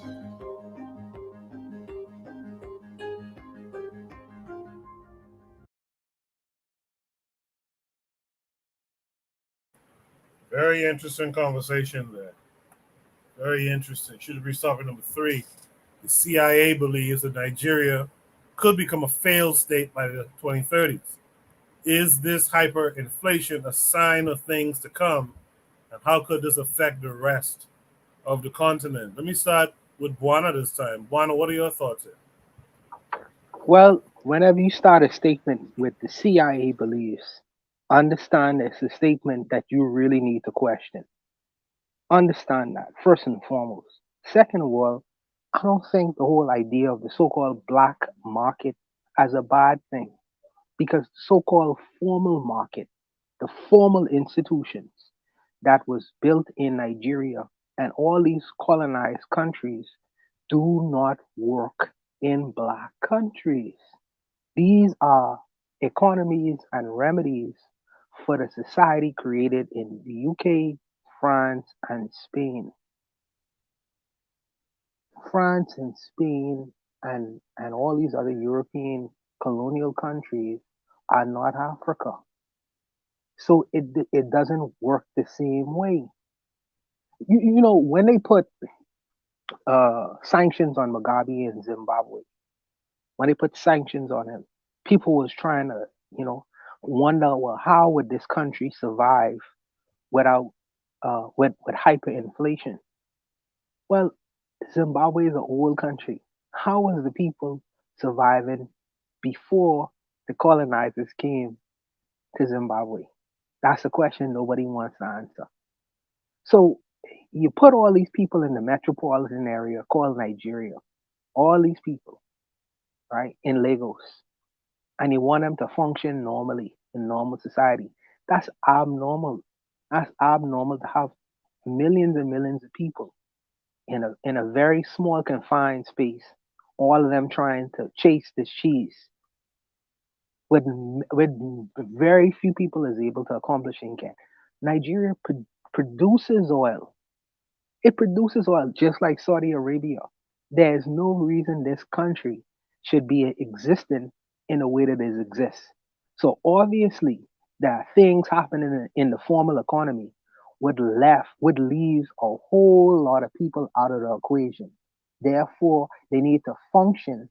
Since they've been left out of the equation, they need to function in a way that they could provide for their families and feed themselves. And the Europeans call that black market economy. Well, the black market, you have to work outside of the system. If the system is not working, that's just a eventuality. That's just eventuality because the African man has not decided, well, we're going to create a system conducive for ourselves. They still clinging and holding on to a system, a colonial system that obviously doesn't work. And then on the top of that, you have a person named Tinubu who is a former gangster.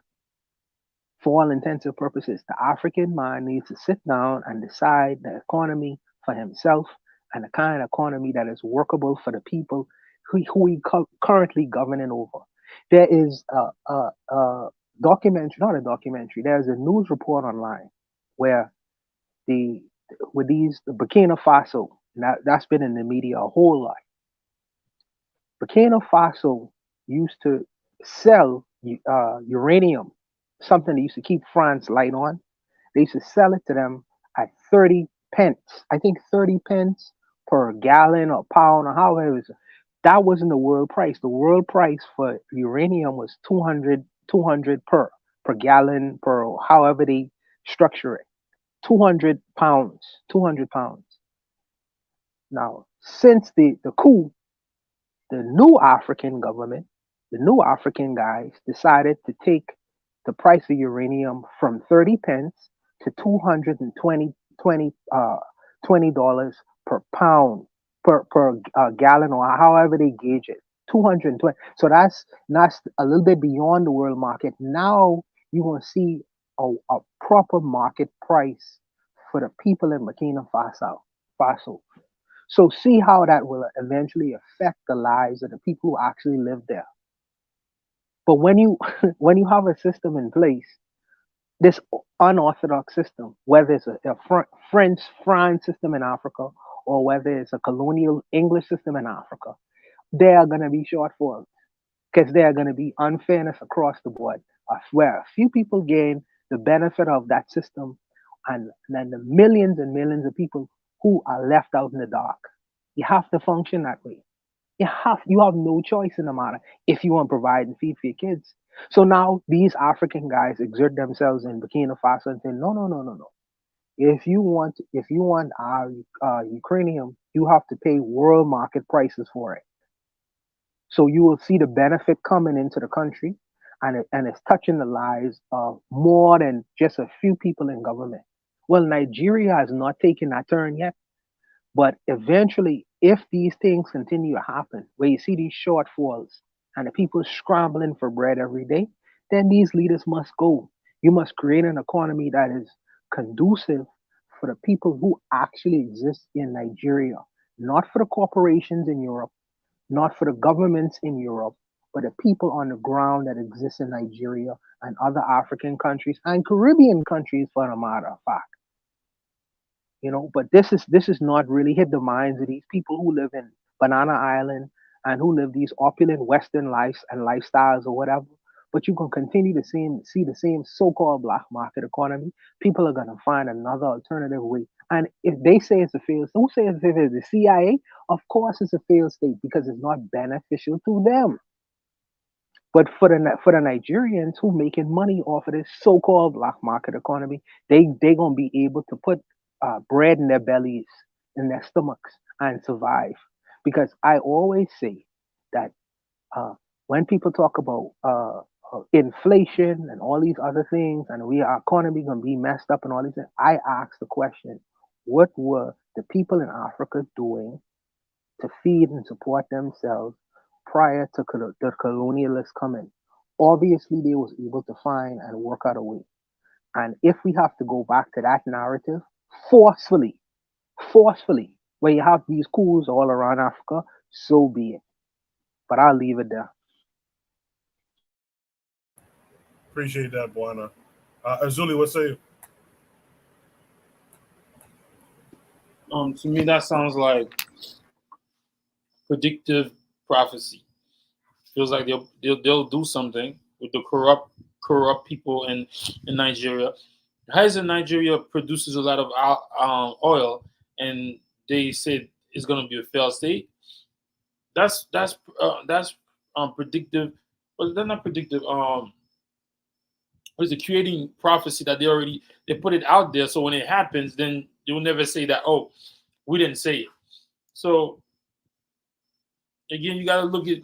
Isn't the CIA supposed to be minding America's business? Why mining America's interest? So I guess that's what they're doing over there. So I don't know. That sounds like predictive prophecy to me, that they already putting it out there and stuff. And the other thing is the corruption. If it's gonna be a failed state, it's because of the corruption.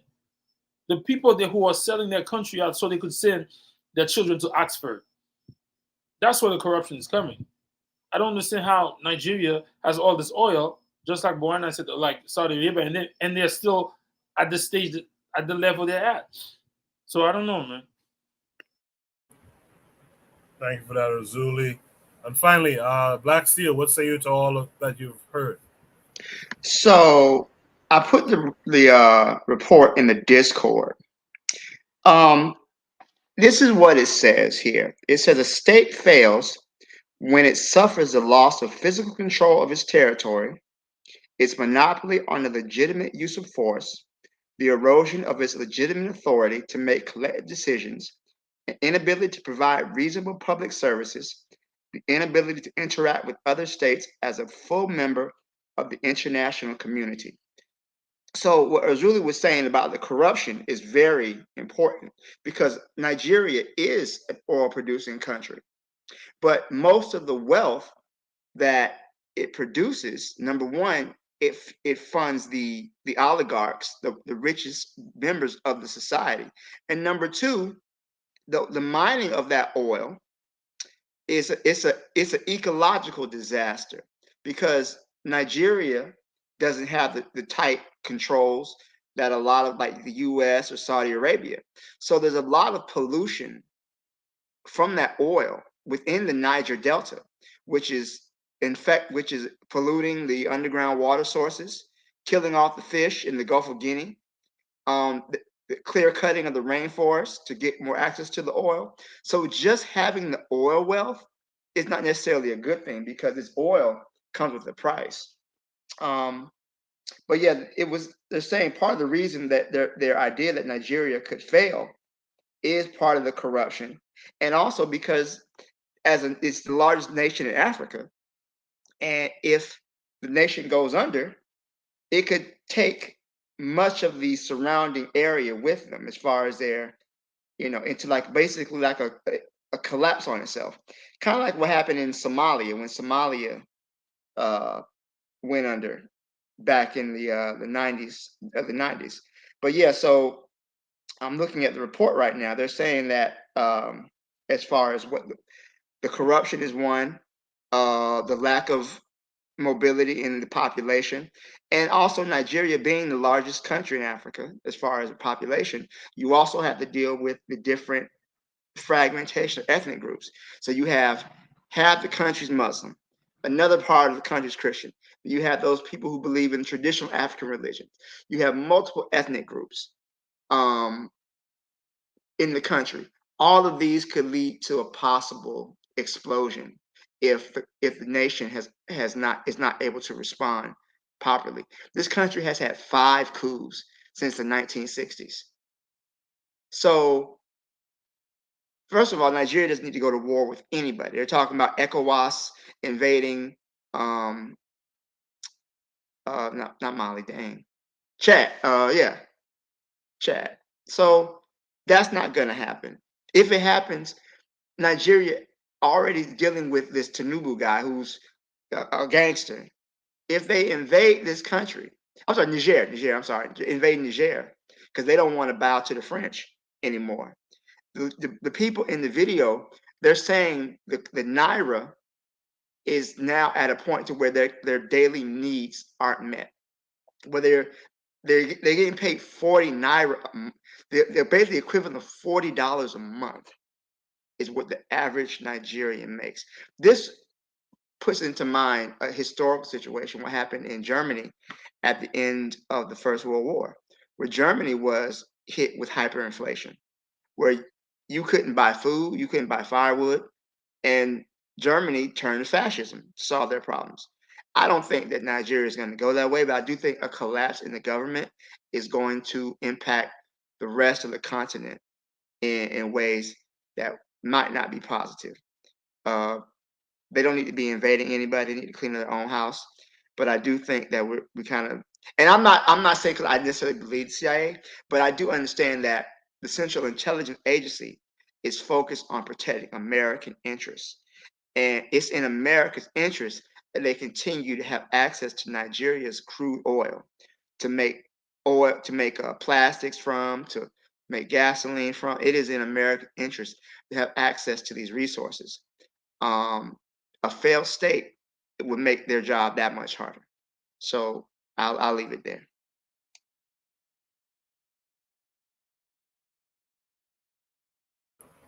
I appreciate that, Carl. Anyone want to add any last thoughts before we move on to the next prompt?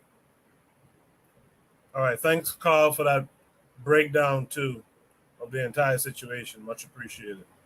Shooter Breeze topic number 3 tonight says RICO, which was originally created to fight the mafia, is now being used to stop organizers. Is this the government's overreach? This came with a link that will take us to YouTube as well.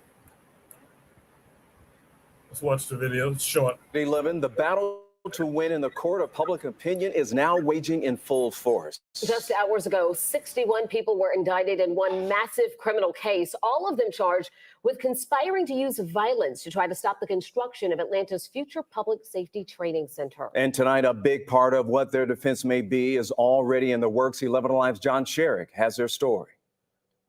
Protesters exercising their First Amendment rights. Violence is not political speech. Georgia Attorney General Chris Carr announcing a grand jury indictment against 61 people, charging them with racketeering, using violence to try to stop construction of Atlanta's new public safety training center.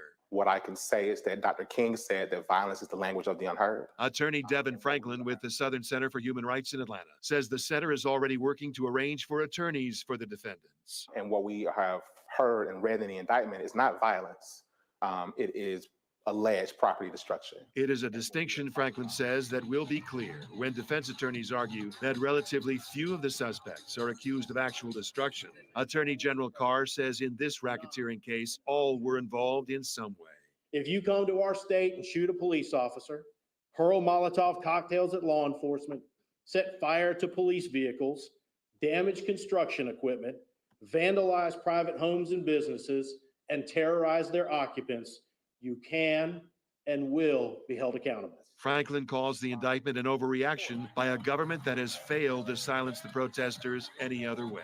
We are going to be able to make sure that everyone has qualified, competent, zealous legal representation. All while construction continues on the training center, which as of now is scheduled to open late next year. In Atlanta, John Sherrick, 11 Alive News. That video is kind of short. I want to play it again because I think there's an opportunity to have a pretty interesting conversation here about this whole RICO racketeering thing. So I'm going to play it one more time and then we'll discuss it.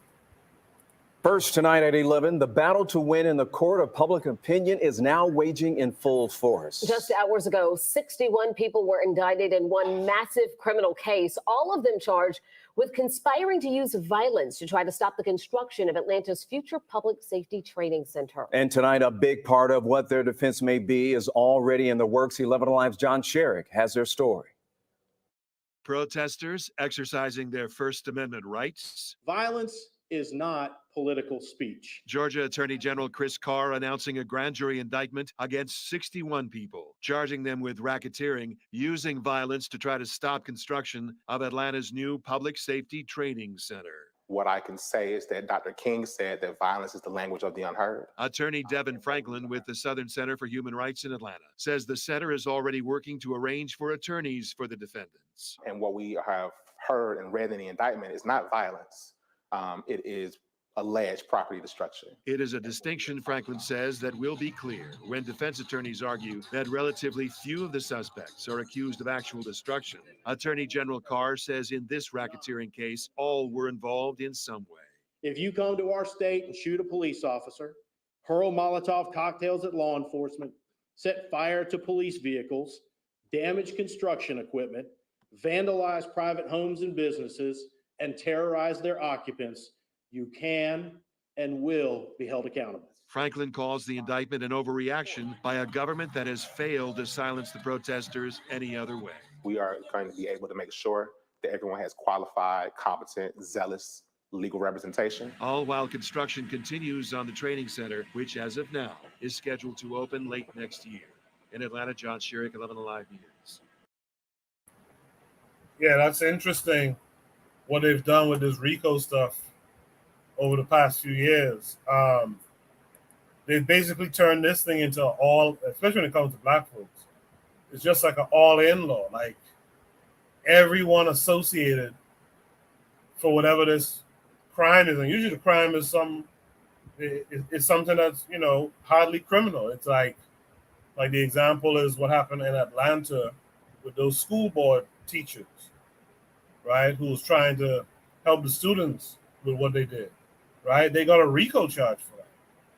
No violence, no one killed, nothing, but a RICO charge. So it's interesting how these guys build upon their power by instituting these things that could just wipe out whole, you know, the whole backbone, if you will, the activists in a community. Just wipe it right out. And then there's no one left to speak up for the community. You know? Zuli, what are your thoughts on that? Well, I wonder who's that. Are those Democrats? I wonder who's doing these things. Again, I'm not surprised. I'm not shocked. What they doing is the same thing as, people are probably going to disagree with me, this whole thing of bringing charges against the former president because he said the election was stolen. You're okay with that. You're okay for the government to go after a man for saying that this thing was stolen. But you didn't expect this? You think these two are just two independent things from each other? By the time we're done, we will lose all our rights. And this right here is one of the is not even the beginning.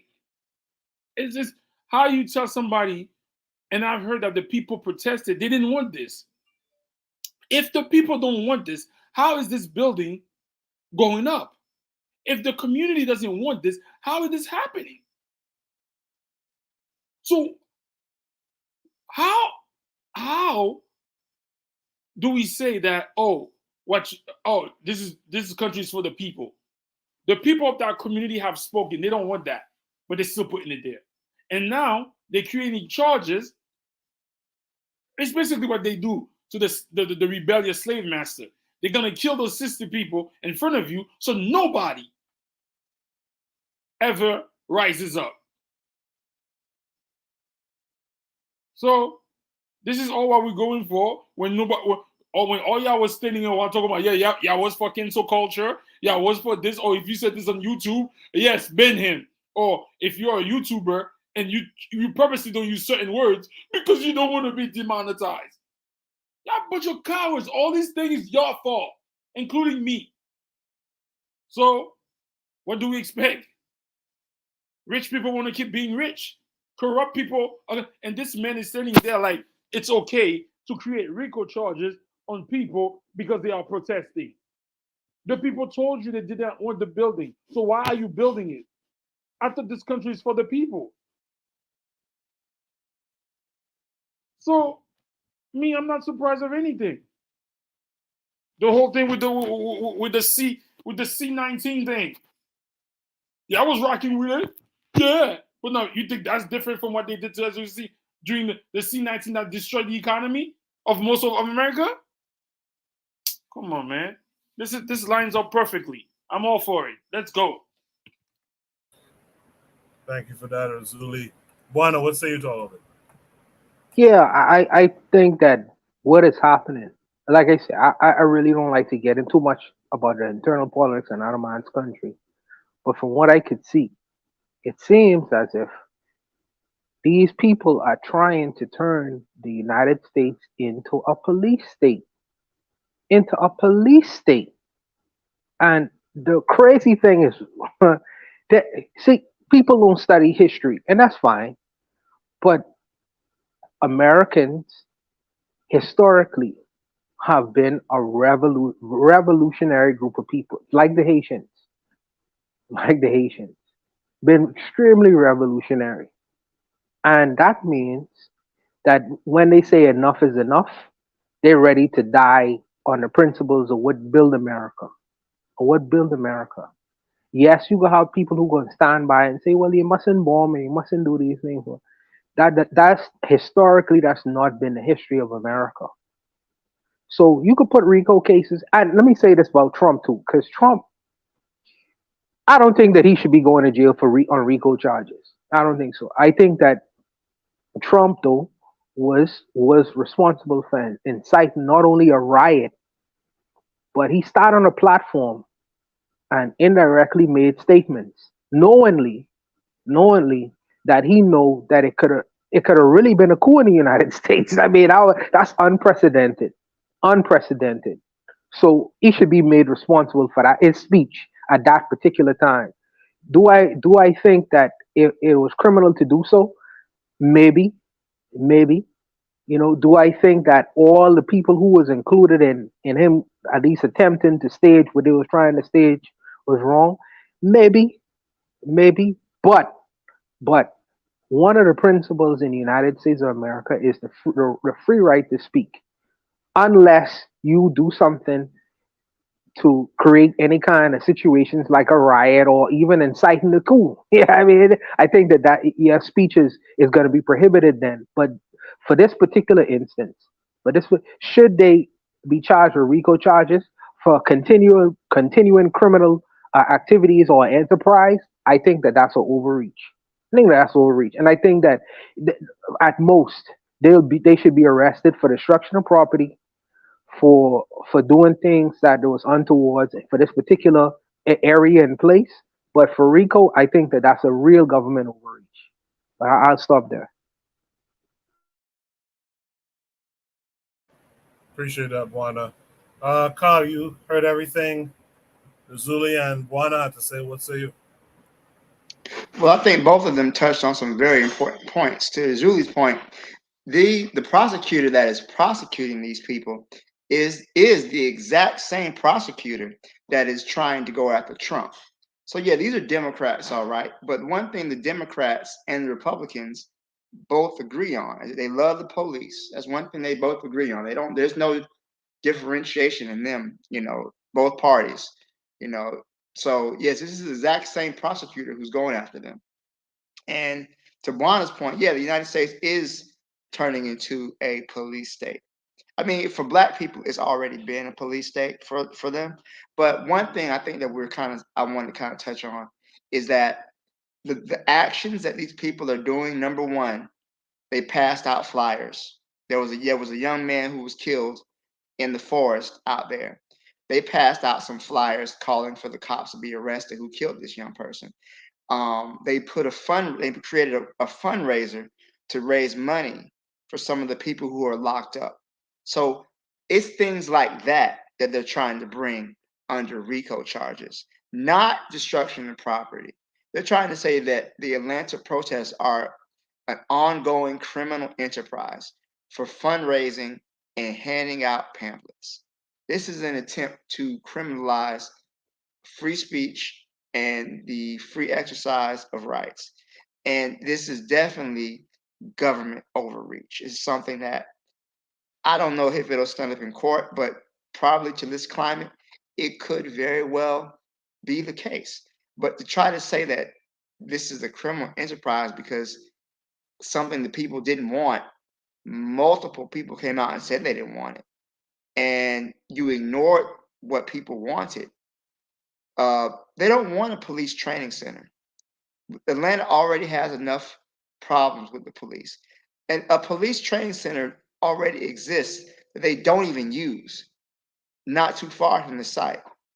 So really, it's more about the having the community, the police having more power, more weaponry, more technology, not training. The police don't need more training. They have plenty of training. For some reason, they have enough training to know they don't have to kill school shooters when they go into school. They know how to take those kids, those white boys alive. They know how to, do everything else. But when it comes to black people, oh, they need more training. We don't understand. These people are very deliberate in their violence, and they're very practiced with their abuse. So to me, just looking at this stuff, it's all a crock.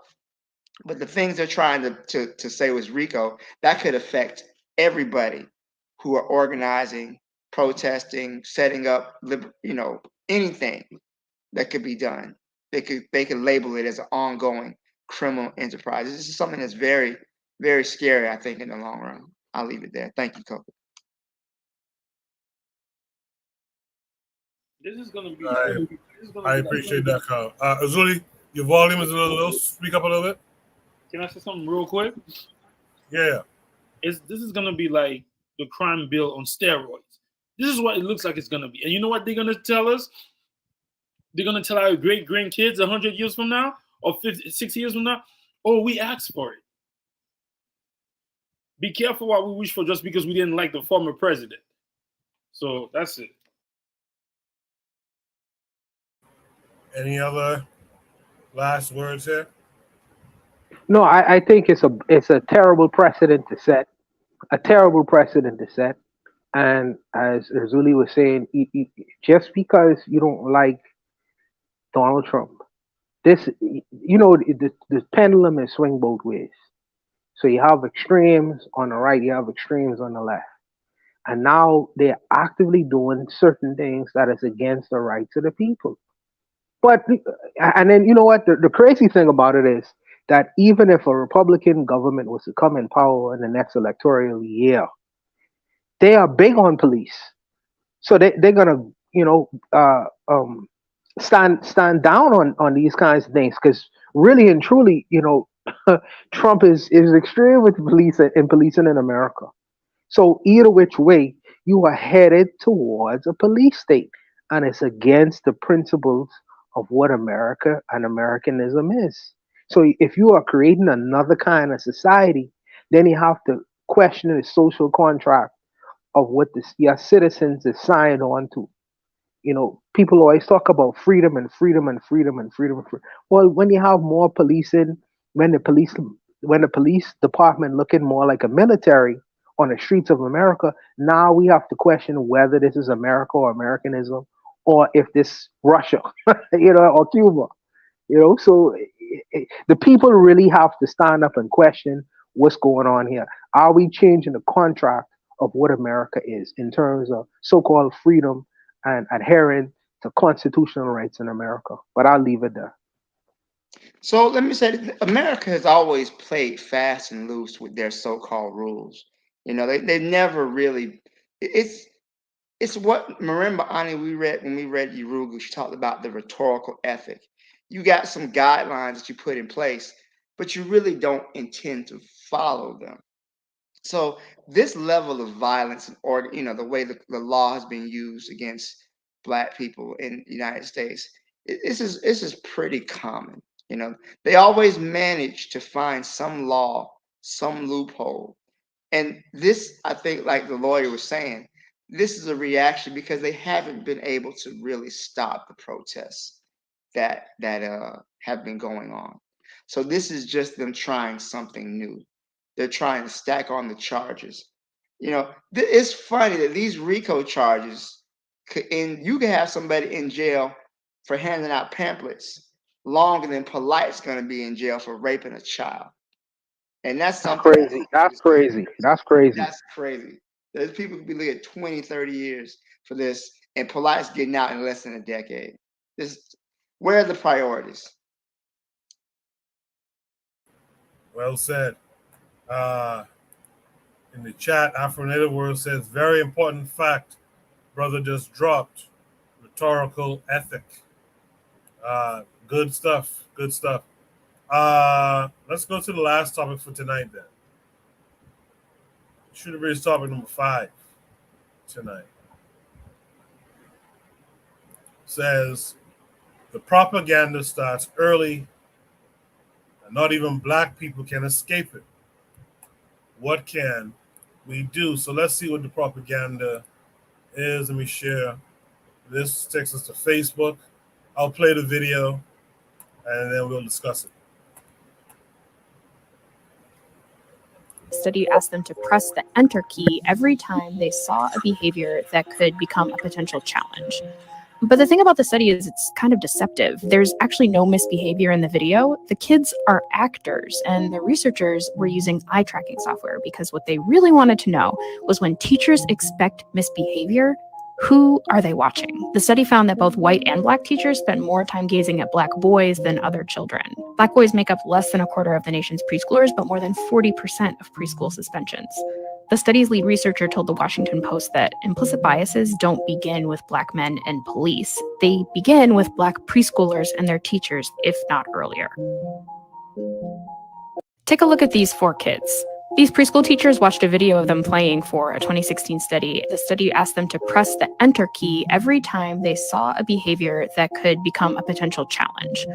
But the thing about the study is it's kind of deceptive. There's actually no misbehavior in the video. The kids are actors, and the researchers were using eye tracking software because what they really wanted to know was when teachers expect misbehavior, who are they watching? The study found that both white and black teachers spent more time gazing at black boys than other children. Black boys make up less than a quarter of the nation's preschoolers, but more than 40% of preschool suspensions. The study's lead researcher told the Washington Post that implicit biases don't begin with black men and police. They begin with black preschoolers and their teachers, if not earlier. Take a look at these 4 kids. These preschool teachers watched a video. Yeah, I saw this. I was trying to remember if we discussed this on the show before, but I don't think we did. In any event, we could discuss it again if it's the case. But the propaganda starts early and not even black people can escape it. What can we do? So let's really talk. Let's really see if we can get to some solutions here to this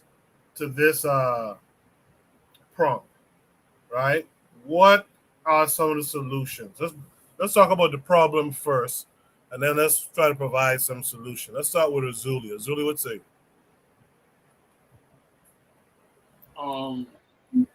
The problem with this is it's been taught since the inception of the education system, inception of movies. Y'all remember The Birth of a Nation? Y'all remember all those little movies that are out there? Yeah, you remember every time there's a bad guy, he's dressed in black, and a good guy is dressed in white? This is where all this stems from. And this is not only used to program the Caucasian race, but it's also being used on us because we do it too. The self-hate is in us a lot. So this thing that she showed, this, and another thing I want to say is that you hear that they said black boys. I'm glad that she said black boys being under attack since the 3rd grade or whatever their age is. We need to stop saying the black boy is the most unprotected in this world. Because deep down, I believe this universe knows that the black boy at birth is a righteous person. And to let a righteous black boy becomes a righteous black man, it is a danger to the corrupt system that's going on all over the world. It's like you, even in your music, they turn hip hop into gangster rap. Forget education. Let's look at the movies that we watch. Do you pay attention that the black boy, that the men, the villains are always almost all the time dressed in black? In black cars? Do you pay attention that the most lascivious and slutty girls sometimes back in the days were the black women?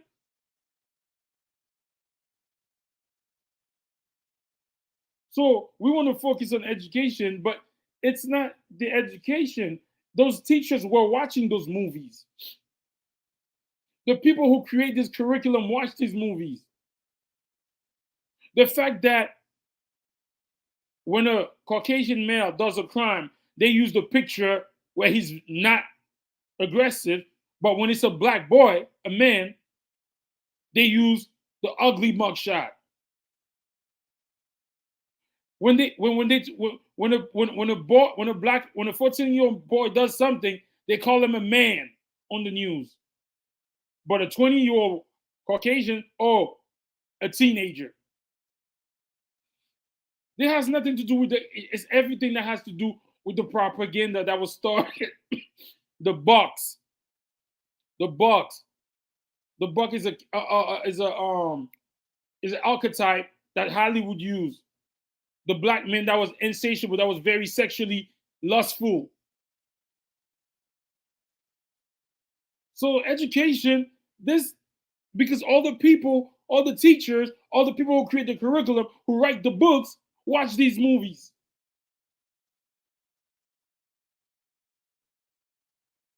So the books that you read, the bad boy, the bad boy dresses in black. Even if it's a Caucasian dude, is the evil man. Black glasses, black pants. You think that doesn't have an effect on people's mind? Perfect example. What's Morgan? Not Tracy Morgan. What's the old black guy? What's his name? Morgan Freeman. He played in Bruce Almighty. God was dressed in all white.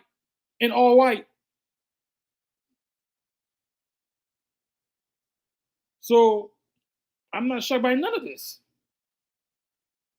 And they just did that. The same example when they did the good girl the good doll, the prettier doll and the uglier doll. Come on. So I don't know, man. That's what I gotta say about that. I feel you on that. Juan, what say you? No, let me start with the solution. What I think the solution is. The solution is to produce strong, black, responsible, productive fathers. Because at the end of the day, the institutions, these westernized institutions, they do their best to propagandize the children, the mind of these children, that white is right, brown stick around, black get back. So there must be a different narrative that the young black boy sees and understands. He may not have to even be told it, but to watch a father going out to work every day, coming home in the night, working, providing for, taking care of, speaking in a kind way towards his son, it is going to have an alternative effect on what the system is actually doing. It's going to have it because he's going to get two messages instead of just one. And if you notice, and that's my solution, but if you notice in this particular clip, I am not concerned about what the Beckys of the world thinks about black boys and how they would go about instructing black boys, because I already know they have an innate bias already. Because when a white woman who is a teacher teaches children, she is more inclined to have biases towards people who she is familiar with. See that white child who's in the classroom? She can relate that and say, she looked just like my daughter. Or that white boy, that looked just like my son or my nephew or my cousin. That is relatable to her. So of course, she's gonna have a kind bias towards these children. But someone like a black child, in particular a black boy, and I can get to that for a reason, but in particular a black boy, that is not relatable to her. So she's not gonna be inclined, outside of her biases, the biases will always come in because it's not relatable to her. She didn't have a black child. And even if she did have a black child, what they say? He's mixed. He have that curly hair. This guy have my hair. Yeah, this little boy have my hair. So it's not relatable to her. So all the biases and the propagandizing of American or Western society is gonna come in, even on that little child. If you study a history of slavery in the Western world, there are many murders committed by white women, white slave masters, the wives. They committed many murders. In fact, they had to create a law that would lessen the sentencing of when white women murdered black children. But my concern is really the black female and the fact that she was not necessarily in agreement, but her eyes is on that black young boy too. Why didn't she see her own child? And if she did, why did she attribute bad activity or nefarious activity onto that young black boy? Calls into question. And how was she educated? Why would she think that way or attribute negative characteristics to that young black boy? Why doesn't she have the same biases of familiarity? Doesn't she look like your son? Doesn't she look like your nephew? Doesn't she look like your cousin? Why do you have bad intentions when you look at that young black boy? All of us as a community have this poison within us that we have to disabuse ourselves of. And it's a work. Sometimes it's an effort. Brother Bakari say, you should speak positively when we speaking or referring to one another. That is a work for a lot of us. That is an effort for a lot of us because the messaging that we get from Western society is we should talk in a negative manner towards one another. We should see negativity when we look at each other. You know what I mean? And it's almost like we on remote control. She was on remote control when she was looking at this black kid. It wasn't no context for why. The crazy thing is, and this is the funny thing, when we talk about policing and police school shootings, who is the person you consider and think about? So she bypassed the reality of most of the school shootings, with these AR-15s in their hands, usually is that little black white child. Why wasn't they watching him? When in reality, statistically, he should be the one who was to be watched the most. But this black lady was on remote control. She was on remote control. So you should disabuse yourself of that thinking and mindset. And like I say, this is an effort, and she's an educator. She needs to educate herself in a way, not only in what the system says, but something should jog in, within her own mindset. And it's difficult with some people sometimes, where you have to see yourself in a different way and manner. Goodness, man. With a little boy, in terms of the little girl she is beautiful, but she's less of a threat. In American society, the black man is considered a greater threat because men like to control things. And ultimately, the fear of the Western world is this big black man is going to end up overthrowing their control and replacing him with himself. This has always been their concern, from slavery days, and it still is. But my issue that I take up is with us. Now, whether we eternalize it, do we want to see a black man dominate and conquer and control? Do we really want to see that? I question that from time to time. But I think that these are some internal struggles that we must answer to ourselves and question ourselves. But I think that the solution ultimately is to have black, strong male role models in this boy's life, in particularly his father, starting from his father, and even a grandfather, someone who is going to create a different kind of narrative rather than what the system is going to try to project onto him in his future. But I'll stop there. Very well stated points there, one. I appreciated that. Yeah, that lady, whoever the black teachers are, and Afro-Native were in the chat, said clarify what kind of black quote-unquote teachers these are. And I think Juana kind of speaks to that well just now. Like, this lady was on remote control. It like was something innate almost based on the programming she was given. You know, and that's a shame. That's the real shame in this story. That's the real shame in this story, that black teachers viewed this young black boy with suspicion at that age. Yeah, that's tough. Maxie, you heard everything we all had to say. What say you? Very good points for everybody. So I was that little black boy the teachers had a problem with. So that was me. And I remember my mother coming down to the school. She used to fight, not fight physically, but you know, she was really the one standing up for me. So I've been that black boy who was doing literally nothing or not, or just regular childhood behavior. And I was put outside the class. I remember I had brought some toy dinosaurs to school with me. I shouldn't have, you know, just that was like third grade, you know. And my teacher caught me playing with my dinosaurs. Oh man, oh wow. They had to call me to the principal's office and they wanted to put me in school suspension. This is third grade. My mom came to the school. She's like, these are toy dinosaurs. Take them away, give them back to them after class. It's that simple. Why are you calling me up to the school for something like that? Just the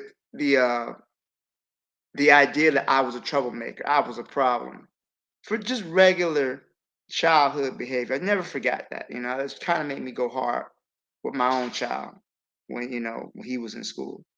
But I think the solution is you definitely have to understand that our minds, to Afro-Native World's point, we are colonized, not just physically, but mentally as well. Most of us don't even recognize that how colonized our minds are, to where we see black people as the problem. We've been trying to prove to these crackers for centuries that there's nothing wrong with us, instead of looking at them that realize that they're the problem. They say things, oh, they do it to us because we're black. No, they do it because they're white. Let's put the negative on them, not us. Let's come to that understanding. And unfortunately, many of these educators, these black teachers, they coming from these colleges, and those negative black ideas are being reinforced continuously. You know, like Julie was saying, what are they wearing? They're wearing black. You look at a movie, who's the villain? The guy in black. The black guy is the problem, you know? So when you go into these schools, they just continually reinforce that worldview that black is the problem. And like Julie was saying, the black child is a righteous individual. They're going to naturally withstand oppression, and they have to break them boys early. They do everything possible to break them, so that way they can't succeed in life. The school to prison pipeline is a real thing. So it's unfortunate these black teachers, more than likely black women, are already putting that on these children, but they do the work of their master. You know, you can tell a tree by the fruit it bears. And what type of fruit are they bearing? They're still passing on that anti-blackness. If every white person in the world were to be Thanos snapped away tomorrow, there would still be black people trying to go on the same ideas, the same paradigms that white people have created against us. It's going to take First of all, I think number one, we have to be conscious of our own anti-Black biases. A lot of Black people aren't aware of that. They'll make every excuse in the book. I mean, I've heard religious people come up and say, "Oh, we're cursed by God. It's the curse of Ham. It's the curse of Cain." All the other type of bullshit out of that bullshit book. I said it. That they got us believing that we're somehow white. This white man in the cloud has cursed us for some reason or another. All right. You got other Black over lazy. We don't want to work. You know, you hear the same nonsense that we're on that against us. So we have to first recognize that our minds have been colonized. We've been indoctrinated with anti-Blackness, and we need to really take concrete steps to overcome it. Talk to each other about it. Be honest and be open. That's how you feel. They got constantly these bitches on goddamn internet bragging about how great white men are. The goddamn divestors. The same white men who committed genocide on 5 fucking continents. But they're the ones that are loving and caring. It's ridiculous. So we have to really be honest, talk to each other about our biases, and once you're conscious of them, you can really work to overcome them. I also agree with many Black people need to either homeschool or even set up schools mainly for Black people. We understand that these schools that are created by whitey aren't really meant to educate Black children. They're really meant to indoctrinate them. You can't even really have an honest discussion about Black history anymore in many of these schools because they don't want to hurt white people's. You don't want to hurt the white kids' feelings, which says a lot about you because there were some white people who were opposed to slavery. Why don't you think those white children might identify with them? You're going to automatically assume the white kids are going to identify with the slave master? That says a lot about you. But this is the type of mentality that we're forced to deal with. So I think speaking about it, coming to grips with it, creating Black schools to educate our children in is a step in the right direction. I'll leave it there. Thank you. Thank you, Carl. Black Steel. Afro Native World was agreeing with much of what you were saying. He said Baba Wakesa put me on to that perspective too. Brothers don't get killed for being Black. They get killed because of those anti-Black bigots out there. Right. I like that actually. He says, the white hero worship I've seen is bigger in all Black spaces in the Caribbean and apparently the continent too, because they only know white people through movies, not in real life like us here. That's an interesting take as well. Does anyone want to comment to what Afro Native World just said? I want to say that is not true, because when the people who have what is it you just this send 50 cents to Africa, who are the people going there helping them? The Caucasians. Who are the churches that go in there leading it? So they do see like, oh, we don't have any food, we don't have any water, but these people are coming to help us. They're asking everybody to donate. So it's not just that. Another thing I want to say is that lady, that black lady did that probably because I need all of us to admit there's a misogynoir going on around the world. And that includes us participating in it as Black men. I'm going to say this for example. When a brother wants to act extra hard, pants sagging, want to put a hoodie on, all those accoutrements that are attributed to bad guys in movies, like NWA. There's a lot of Black men thrive in that type of, they seem to love to create that fake bravado. And mostly towards us, towards each other. So all of this thing, that lady, that teacher that did that to that young boy, maybe her fault, she doesn't have a great relationship with her father, her brother, her uncles. But the main thing I want to say is that propaganda self-image. You don't control your self-image. You need to control your self-image. So that's why, even though, like Bowana said, most of the school shooters are little white boys. But is that black lady afraid of a little white boy? No. Because they know. Perfect example. There's a movie coming out called Napoleon. Right? You know, in that movie, they didn't show the L that he took in Haiti.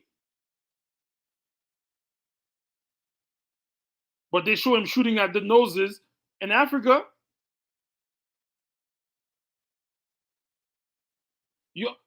Why would that black lady not do that when the man that she prayed to, the avatar, is of a white man? Come on. Most of the popes were white. Most of the nuns are white women.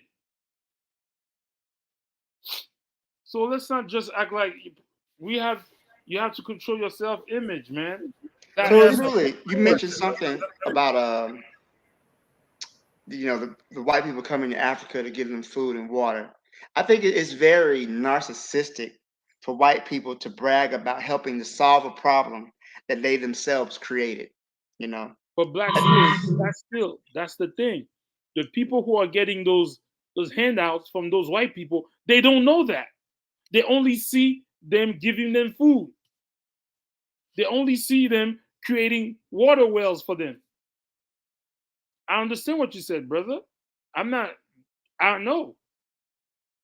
But if you only see them helping, you don't see him taking the natural resources, creating the policies that are creating mines in Africa, or that's killing the economy of a Caribbean country.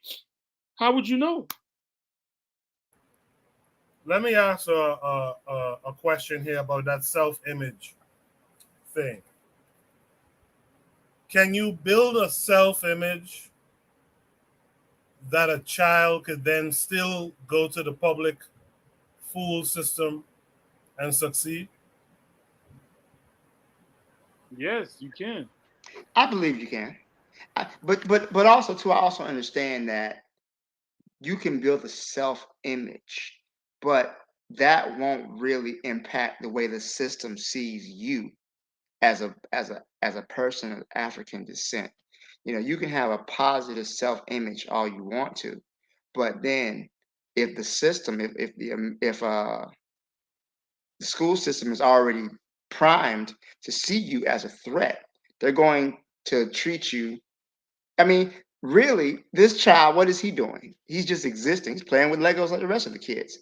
But yet she was already primed to see them. But I think as far as the black teacher, as an adult, if she were to really construct a positive self-image of African people, of black people, then she would just see this child as any other child. Then I think that's something that is very important.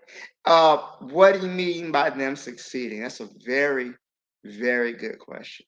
Because many times success in a white dominated world means something very different for black people. So I think it was Carter G. Woodson said that Harvard had ruined more Negroes in bad whiskey. He said this back in the 1930s. He was the second black person to graduate from Harvard after W.E.B. Du Bois.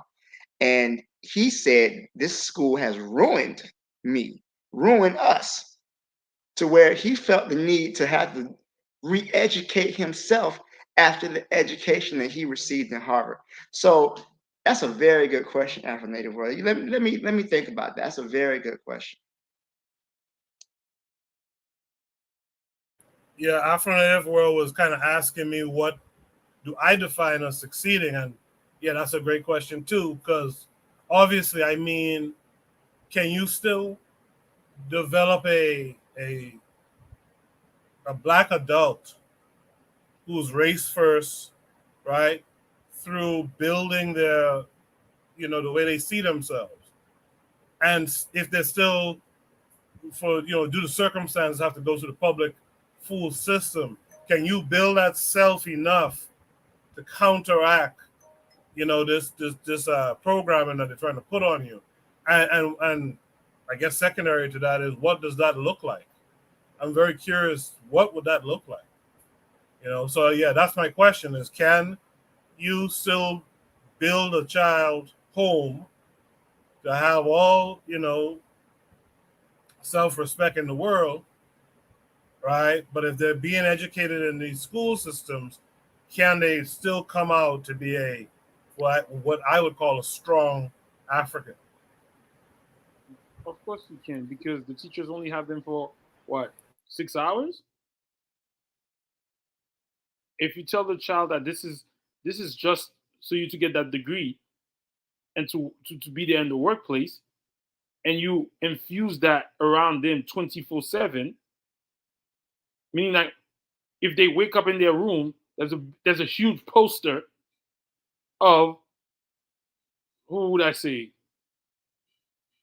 I'll use some sport like Michael Jordan, or a huge poster of Malcolm X, a huge poster of what's that lady? I'm just saying that Garvey or Dessalines or the teachers only have them for 8 hours. 8 measly hours, and they're barely doing a good job, especially in the American school system. They're barely doing a good job. So of course you can. I think it's good to have a dialogue with your children, especially when they at least reach the age of where they could reason a little bit and make them understand that you have two cultures going on. If you live in America, you have two cultures going on, and have your child understand that, yes, you are going to school because we want you to learn how to read and write. You do the fundamental things. But that's not you. You have a particular purpose in this world, and an agenda in this world. That is, I am trying to make you the greatest man that you can. And school will not equip you with the tools that you need to become the best self that you could possibly be. That is just an educational institution. Not even an educational, well, let's say educational institution. That's just an institution that you go through, because eventually, whatever professional situation that you want to find yourself into, that's just a process you must go through. But that's not you. You are the best of what I give you. You're the best of how I train you, what I pour and put into you. I want you to, yes, understand what that system is, but I want you to watch me. Watch me. And I want you to put the onus on the adults, because the adults would like to pass off all responsibility onto the institution. No, no, no, no, no. I want you to put the responsibility on me. That's going to make me govern myself in the way I act, in the way I do things, in the way I form and function, because I want to produce the best of you. I want to create a legacy where, after I long and gone from here, that I could leave something behind that is a representative of what I stood for while I was here on this planet. You must give the child a responsibility, a purpose. So even if he enters these kinds of institutions, he have a little bit, even if he's very young, to understand and say, yeah, this teacher telling me this, but my daddy say this. Yeah, this teacher said, well, my daddy say this, until he could start reasoning for yourself. And then when he reached the age of reason, say, son or daughter, what do you think? What do you think about that? What do you think about what did you learn today? Let's discuss it. Let's discuss it. Let's go over it a little bit. Let's try to go through what you've been taught, and if it's true or if it's not true. Let's talk. Let's have a discussion. Let's have a dialogue. Make that the form and function of daily life in your home. You, like Azuli say, the child has 8 hours with the institution, but the child have the rest of the 24-hour day with you. So who's going to create the bigger impression on the child? If you are an active parent. So I do not want to attribute or give all the responsibility to some white teacher in the classroom. If I go and screw the mother and create the life, then I am responsible for that life. That life is not the responsibility of the system. No, no, no, no, no. I helped to produce that life. That life have my name on it, my brand on it. So I want to have some influence on that brand and what that brand actually do. I want to be able to be proud to say, that's my son. That's my daughter. I produced that. No white woman produced that, or no confused black lady produced that. I had more of an influence on that child's life than some crazy person in some institution. Yeah, that's the process they went through. But ultimately, I am responsible for what I produce and bring into this universe. So I think that the onus falls in particular to us as men, and secondarily, the women could get mad at me, but secondarily to women. I want to have more of a greater influence than some white teacher or black female teacher in a so-called educational institution.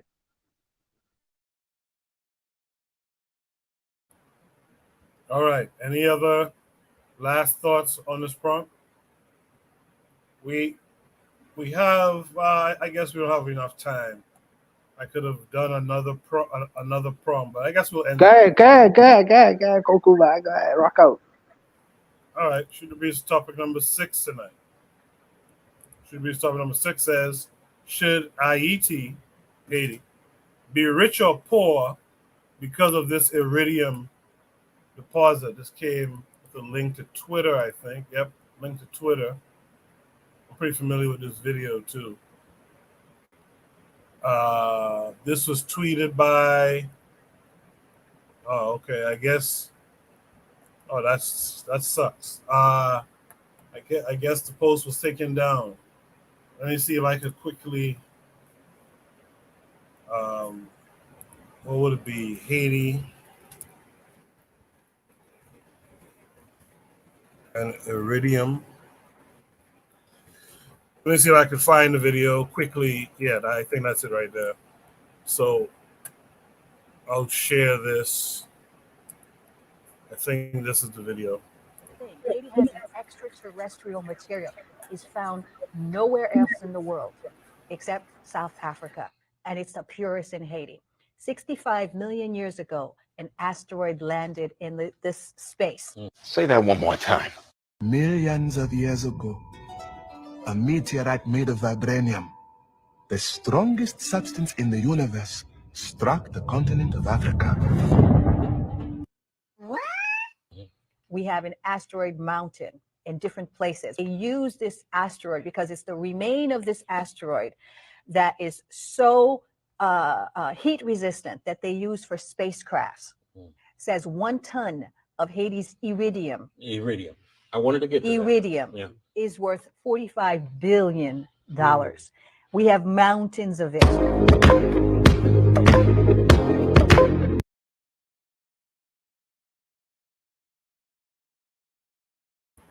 Interesting. I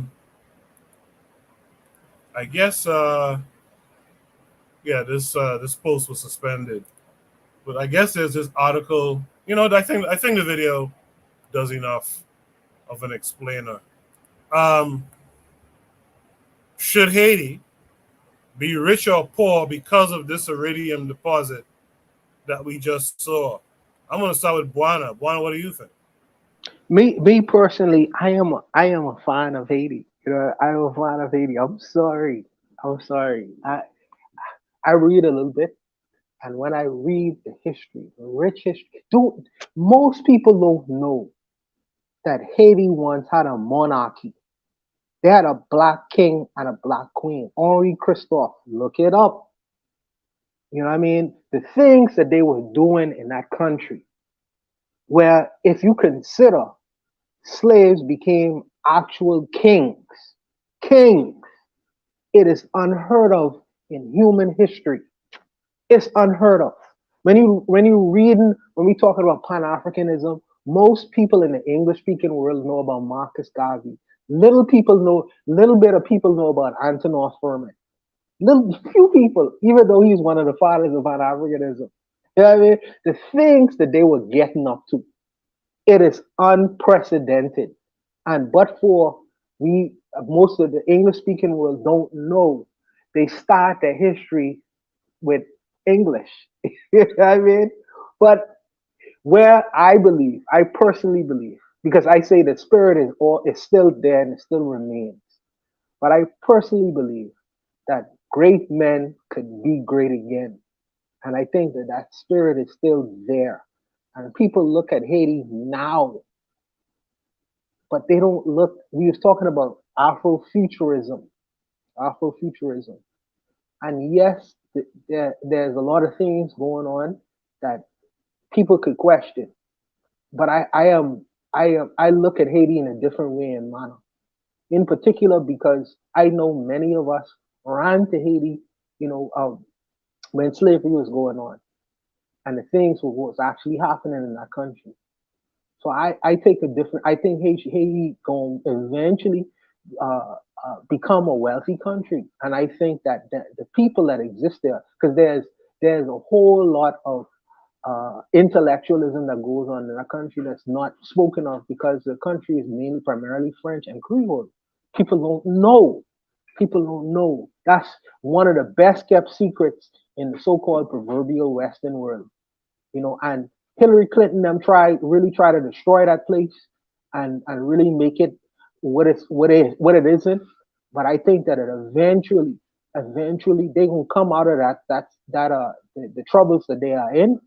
And I think that Haiti gonna eventually show the world the intelligence and the beauty and what it actually is with all them West Africans down there and what they was really getting up to. But I'll leave it there, man. I think that it's iridium, whatever is in that nation. I think that they're gonna eventually do the things that they need to do. It's not gonna be no tourism country. It's gonna be, as I consider, it's gonna be a future Singapore. You know what I mean? But eventually, they have to clear out the dusty Negroes that exist there. But I think that that's an eventuality. People don't really understand, But I'll leave it there. In the chat, Trigger Happy 262 plus. Thank you for that, by the way, Buana. He says Haiti's monarchy was in a way centered on divine kingship. If only the mixed population didn't betray the gains of the revolution and other black traders to Christophe. Let's take it to Black Steel. You heard Buana. You saw what Trigger Happy and them were saying in the chat. What say you to all of it? So, first of all, I think we might have covered this topic before, but I think it's very interesting. Iridium is a very rare material on Earth, but it's more abundant in space. From my understanding, this is the same asteroid that killed the dinosaurs. That's if I'm correct, because around 65 million years ago, the asteroid actually struck in what is now the Yucatan in Mexico. So it makes sense that they would find a large amount of iridium in the Caribbean like that. That's very interesting. Plus, the continents were very, they weren't where they are now. They were connected. Haiti should be rich off of their resources, but we understand that Haiti does not have control of its resources. Haiti is very much, and I hate to say the term, a failed state. They do not have control of their resources or even their territory. So the only thing until Haiti really regains control of their territory is going to enrich whatever Western power decides to mine it. And like Buana was saying, I'm a big fan of Haiti myself. The Haitian Revolution was truly probably the most important event for African people in history. And I truly believe that we underestimate how important the Haitian Revolution was. Ozuli mentioned how in the Napoleon movie, they don't mention how Napoleon got his shit rocked in Haiti. And white people don't like to take an L, but the Haitian Revolution was an important thing for the United States, because once Napoleon lost control of Haiti, which was at the time the richest colony in the New World, it prompted him to sell the rest of France's holdings to the United States. That's why we have the Louisiana Purchase, because Napoleon wanted to establish a French empire in North America. Once he lost his richest, most valuable colony, he ended up selling what we know is the territory of Louisiana, which makes up parts of 15 states, to the United States for 15 cents an acre. So it basically cost the U.S. $15 million, and they doubled the size of their nation. So the United States owes a debt of gratitude to the Haitians for beating the shit out the French, because otherwise they would never have sold that territory. But I'm getting off topic here. But no, I don't think they're going to be rich off of it. I think it's going to be exploited. It's going to be used to enrich other people, and the Haitians will be left with crumbs, if that. I think that, and I hate the fact that Kenya is talking about invading Haiti to bring back stability and order. Whenever people want to help Haiti, they always come with guns. They don't ever take the foot off their neck and let these people develop the way they want to. So it's a tragic situation, I think. I hope that it would, but I do see eventually. I have optimism that Haiti will no longer be dominated and will really be able to thrive, and its people can flourish. I think that day is coming soon. I really do. So I'll leave it there, Koku. Thanks. Appreciate that, Carl. I guess last but not least, I guess it's appropriate. Zuli, should Haiti be rich or poor because of this iridium deposit? Well, I don't know if this iridium thing is really true, but I'd like the brother just said, we know who controls Haiti's economy. The Clintons been down there disrupting and stuff, so we know who's gonna be shoot. Yes, if that rare material is in your country, that country should get rich off of it. But we all know that's not the case. Look at Africa is one of the richest continents with all these mineral, and it's not rich. So I'm not gonna kid myself. All this sometime when this lady talk, I like this lady. I follow her from time to time, and Goku, that's the lady I'm telling you that you might need to interview on the voodoo stuff. Her, right? So Okay. even though she says it, even though she defends Haiti and stuff like that, but to me that's just like wishful thinking. Like, so what? Haiti has all the iridium. What are you gonna do with it? Your country's corrupt. You got blockades. You got other nation impeding and your growth. Like, I don't know if this could ever be unless the corruption ends and people start saying no, no, no. But until then, we all know that the Clintons have a big stake in Haiti and stuff like that. So I don't know if that's if there should be. And this world, it's not about shooters. Are you gonna fight for it? Is Haiti gonna fight for it? Is the Caribbean gonna fight for Haiti to be that? Are we gonna fight for us to be in control of our natural resources? Is Azuli gonna fight for it? Hell no, I'm in America, boy. I'm just saying, I'm with the fight, but we all know those 5%, 2% that are in power in Haiti is and it's a lot of things. You see a lot of violence in Haiti. All these things is even with the thing is, I think, is to keep Haitians from investing in there, to going in there to look around, to expose certain stuff. So yeah, it should be in control of your minerals, but I don't know.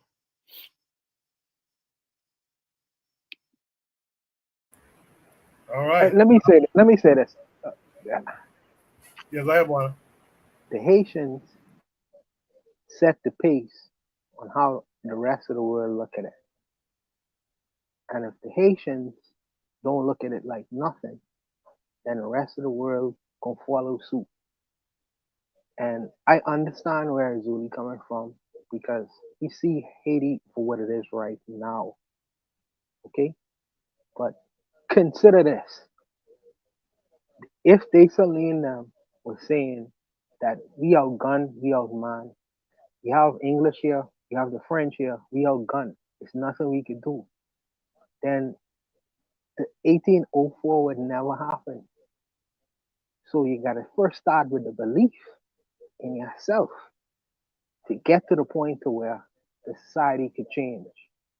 And I speaking specifically for you, but I hear this commentary by many Haitians who live in America in terms of how they talk about that nation state. And I'm saying that what you teach the world about Haiti, how you treat yourself, people gonna follow suit. If you understand what I'm saying. But I'll leave it there. Gigan in the chat, haven't seen that name in a while, says even if Haiti mined the mineral itself, who would buy it? The colonizer is the only one buying it. They sell it and buy it. What would you guys' response be to that? The enemies of my enemies is my friend. So it seems like in the world you have a competition going on. And one group seek to interfere with the internal politics of a country, in mining a country. The other group, like China or Russia, seem to want to cut a different kind of relationship where, we can take your uridium, your natural resources, and we're going to offer you a price that's different from these guys, but we are not going to participate into the internal politics of your country. So the Haitians need to decide which way they want to go with that. Because we could throw terms around all day in terms of colonizer this, colonizer. At the end of the day, it's business.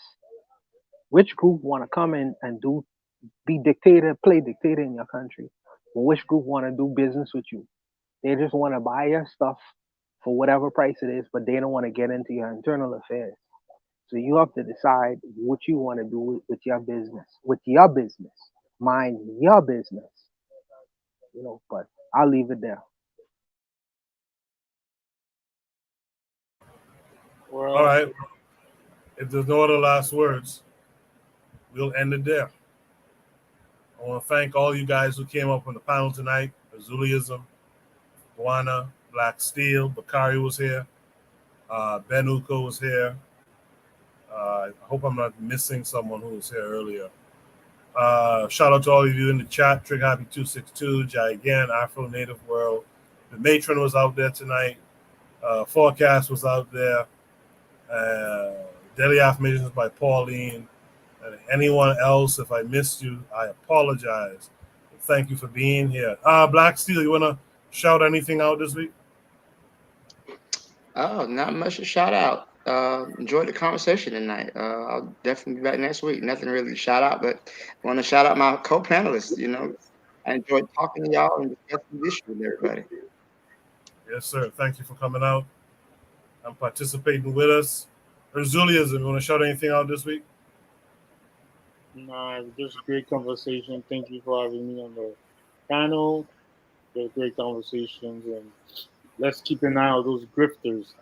Start giving them likes. Stop following them. Stop reposting their stuff. The grifters are destroying us. Absolutely, and good on you and Bakari to exchange pleasant words tonight as well. So thank you for coming through. It's all good, man. It's all good. Thank you for coming through. Buani, you want to shout anything out this week? Shout out to Erzuli and shout out to Brother Bakari. We teach how we could mend fences and be men, speak like men, and resolve our disagreements. Shout out to them brothers who let that scenario pass. Yes, sometimes we disagree. Yes, sometimes we even shout and yell. But the brothers could come to the table and still resolve their issues like men. Respected them big time. Shout out to the panelists who gave their contributions tonight. I think that if you listen to everything that was said tonight, you could gain some good perspective and knowledge about the world. It's not all about party and dance. And I know everybody like the flashing lights and the whole entertainment kind of venues, But this scenario makes your brain happy. This scenario, if you listen to the content, will make your brain smile. So take some time out away from the entertainment sometimes and do your brain some justice and give your brain something that it could actually eat and something that you could take away from it and have some better perspective and insight in terms of looking at life in a particular way and manner. It's not all about entertainment all the time. But I respect the brothers. Thank you for your contributions. I'm out. Good night. Thank you, Buana. Thanks everyone who was here. I see Jigan came in. He says, great show. Glad that he caught it. Marcus Garvey is the way is out there. She says, great show tonight. So she's been here with us. Appreciate that. Afro Native World says, give thanks for the show. So yeah, thank you all for participating. Let's make it a good one. Post your topics on the Discord. The more topics to choose from, the better. Right? So make sure post your topics on the Discord this week. Post any questions or comments in the comment section after the episode has gone live on YouTube. And, support us in any way that you can. Check out all the other shows on KWAZ Radio. And I'll see you guys next week. Until then, you guys be good. Peace.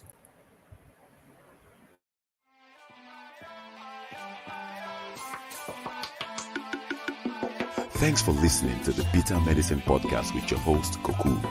If you like what you just heard, we hope you pass along our web address, bittermedicineblogs.com, to your friends and colleagues, and share our show to all your social media.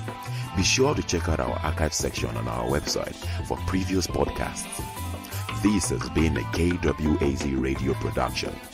Join us next time for another session of the Bitter Medicine Podcast. Follow us on Facebook at Bitter Medicine Show, Twitter, Bitter Meds, Tumblr, Bitter Meds, Instagram, Bitter Medicine.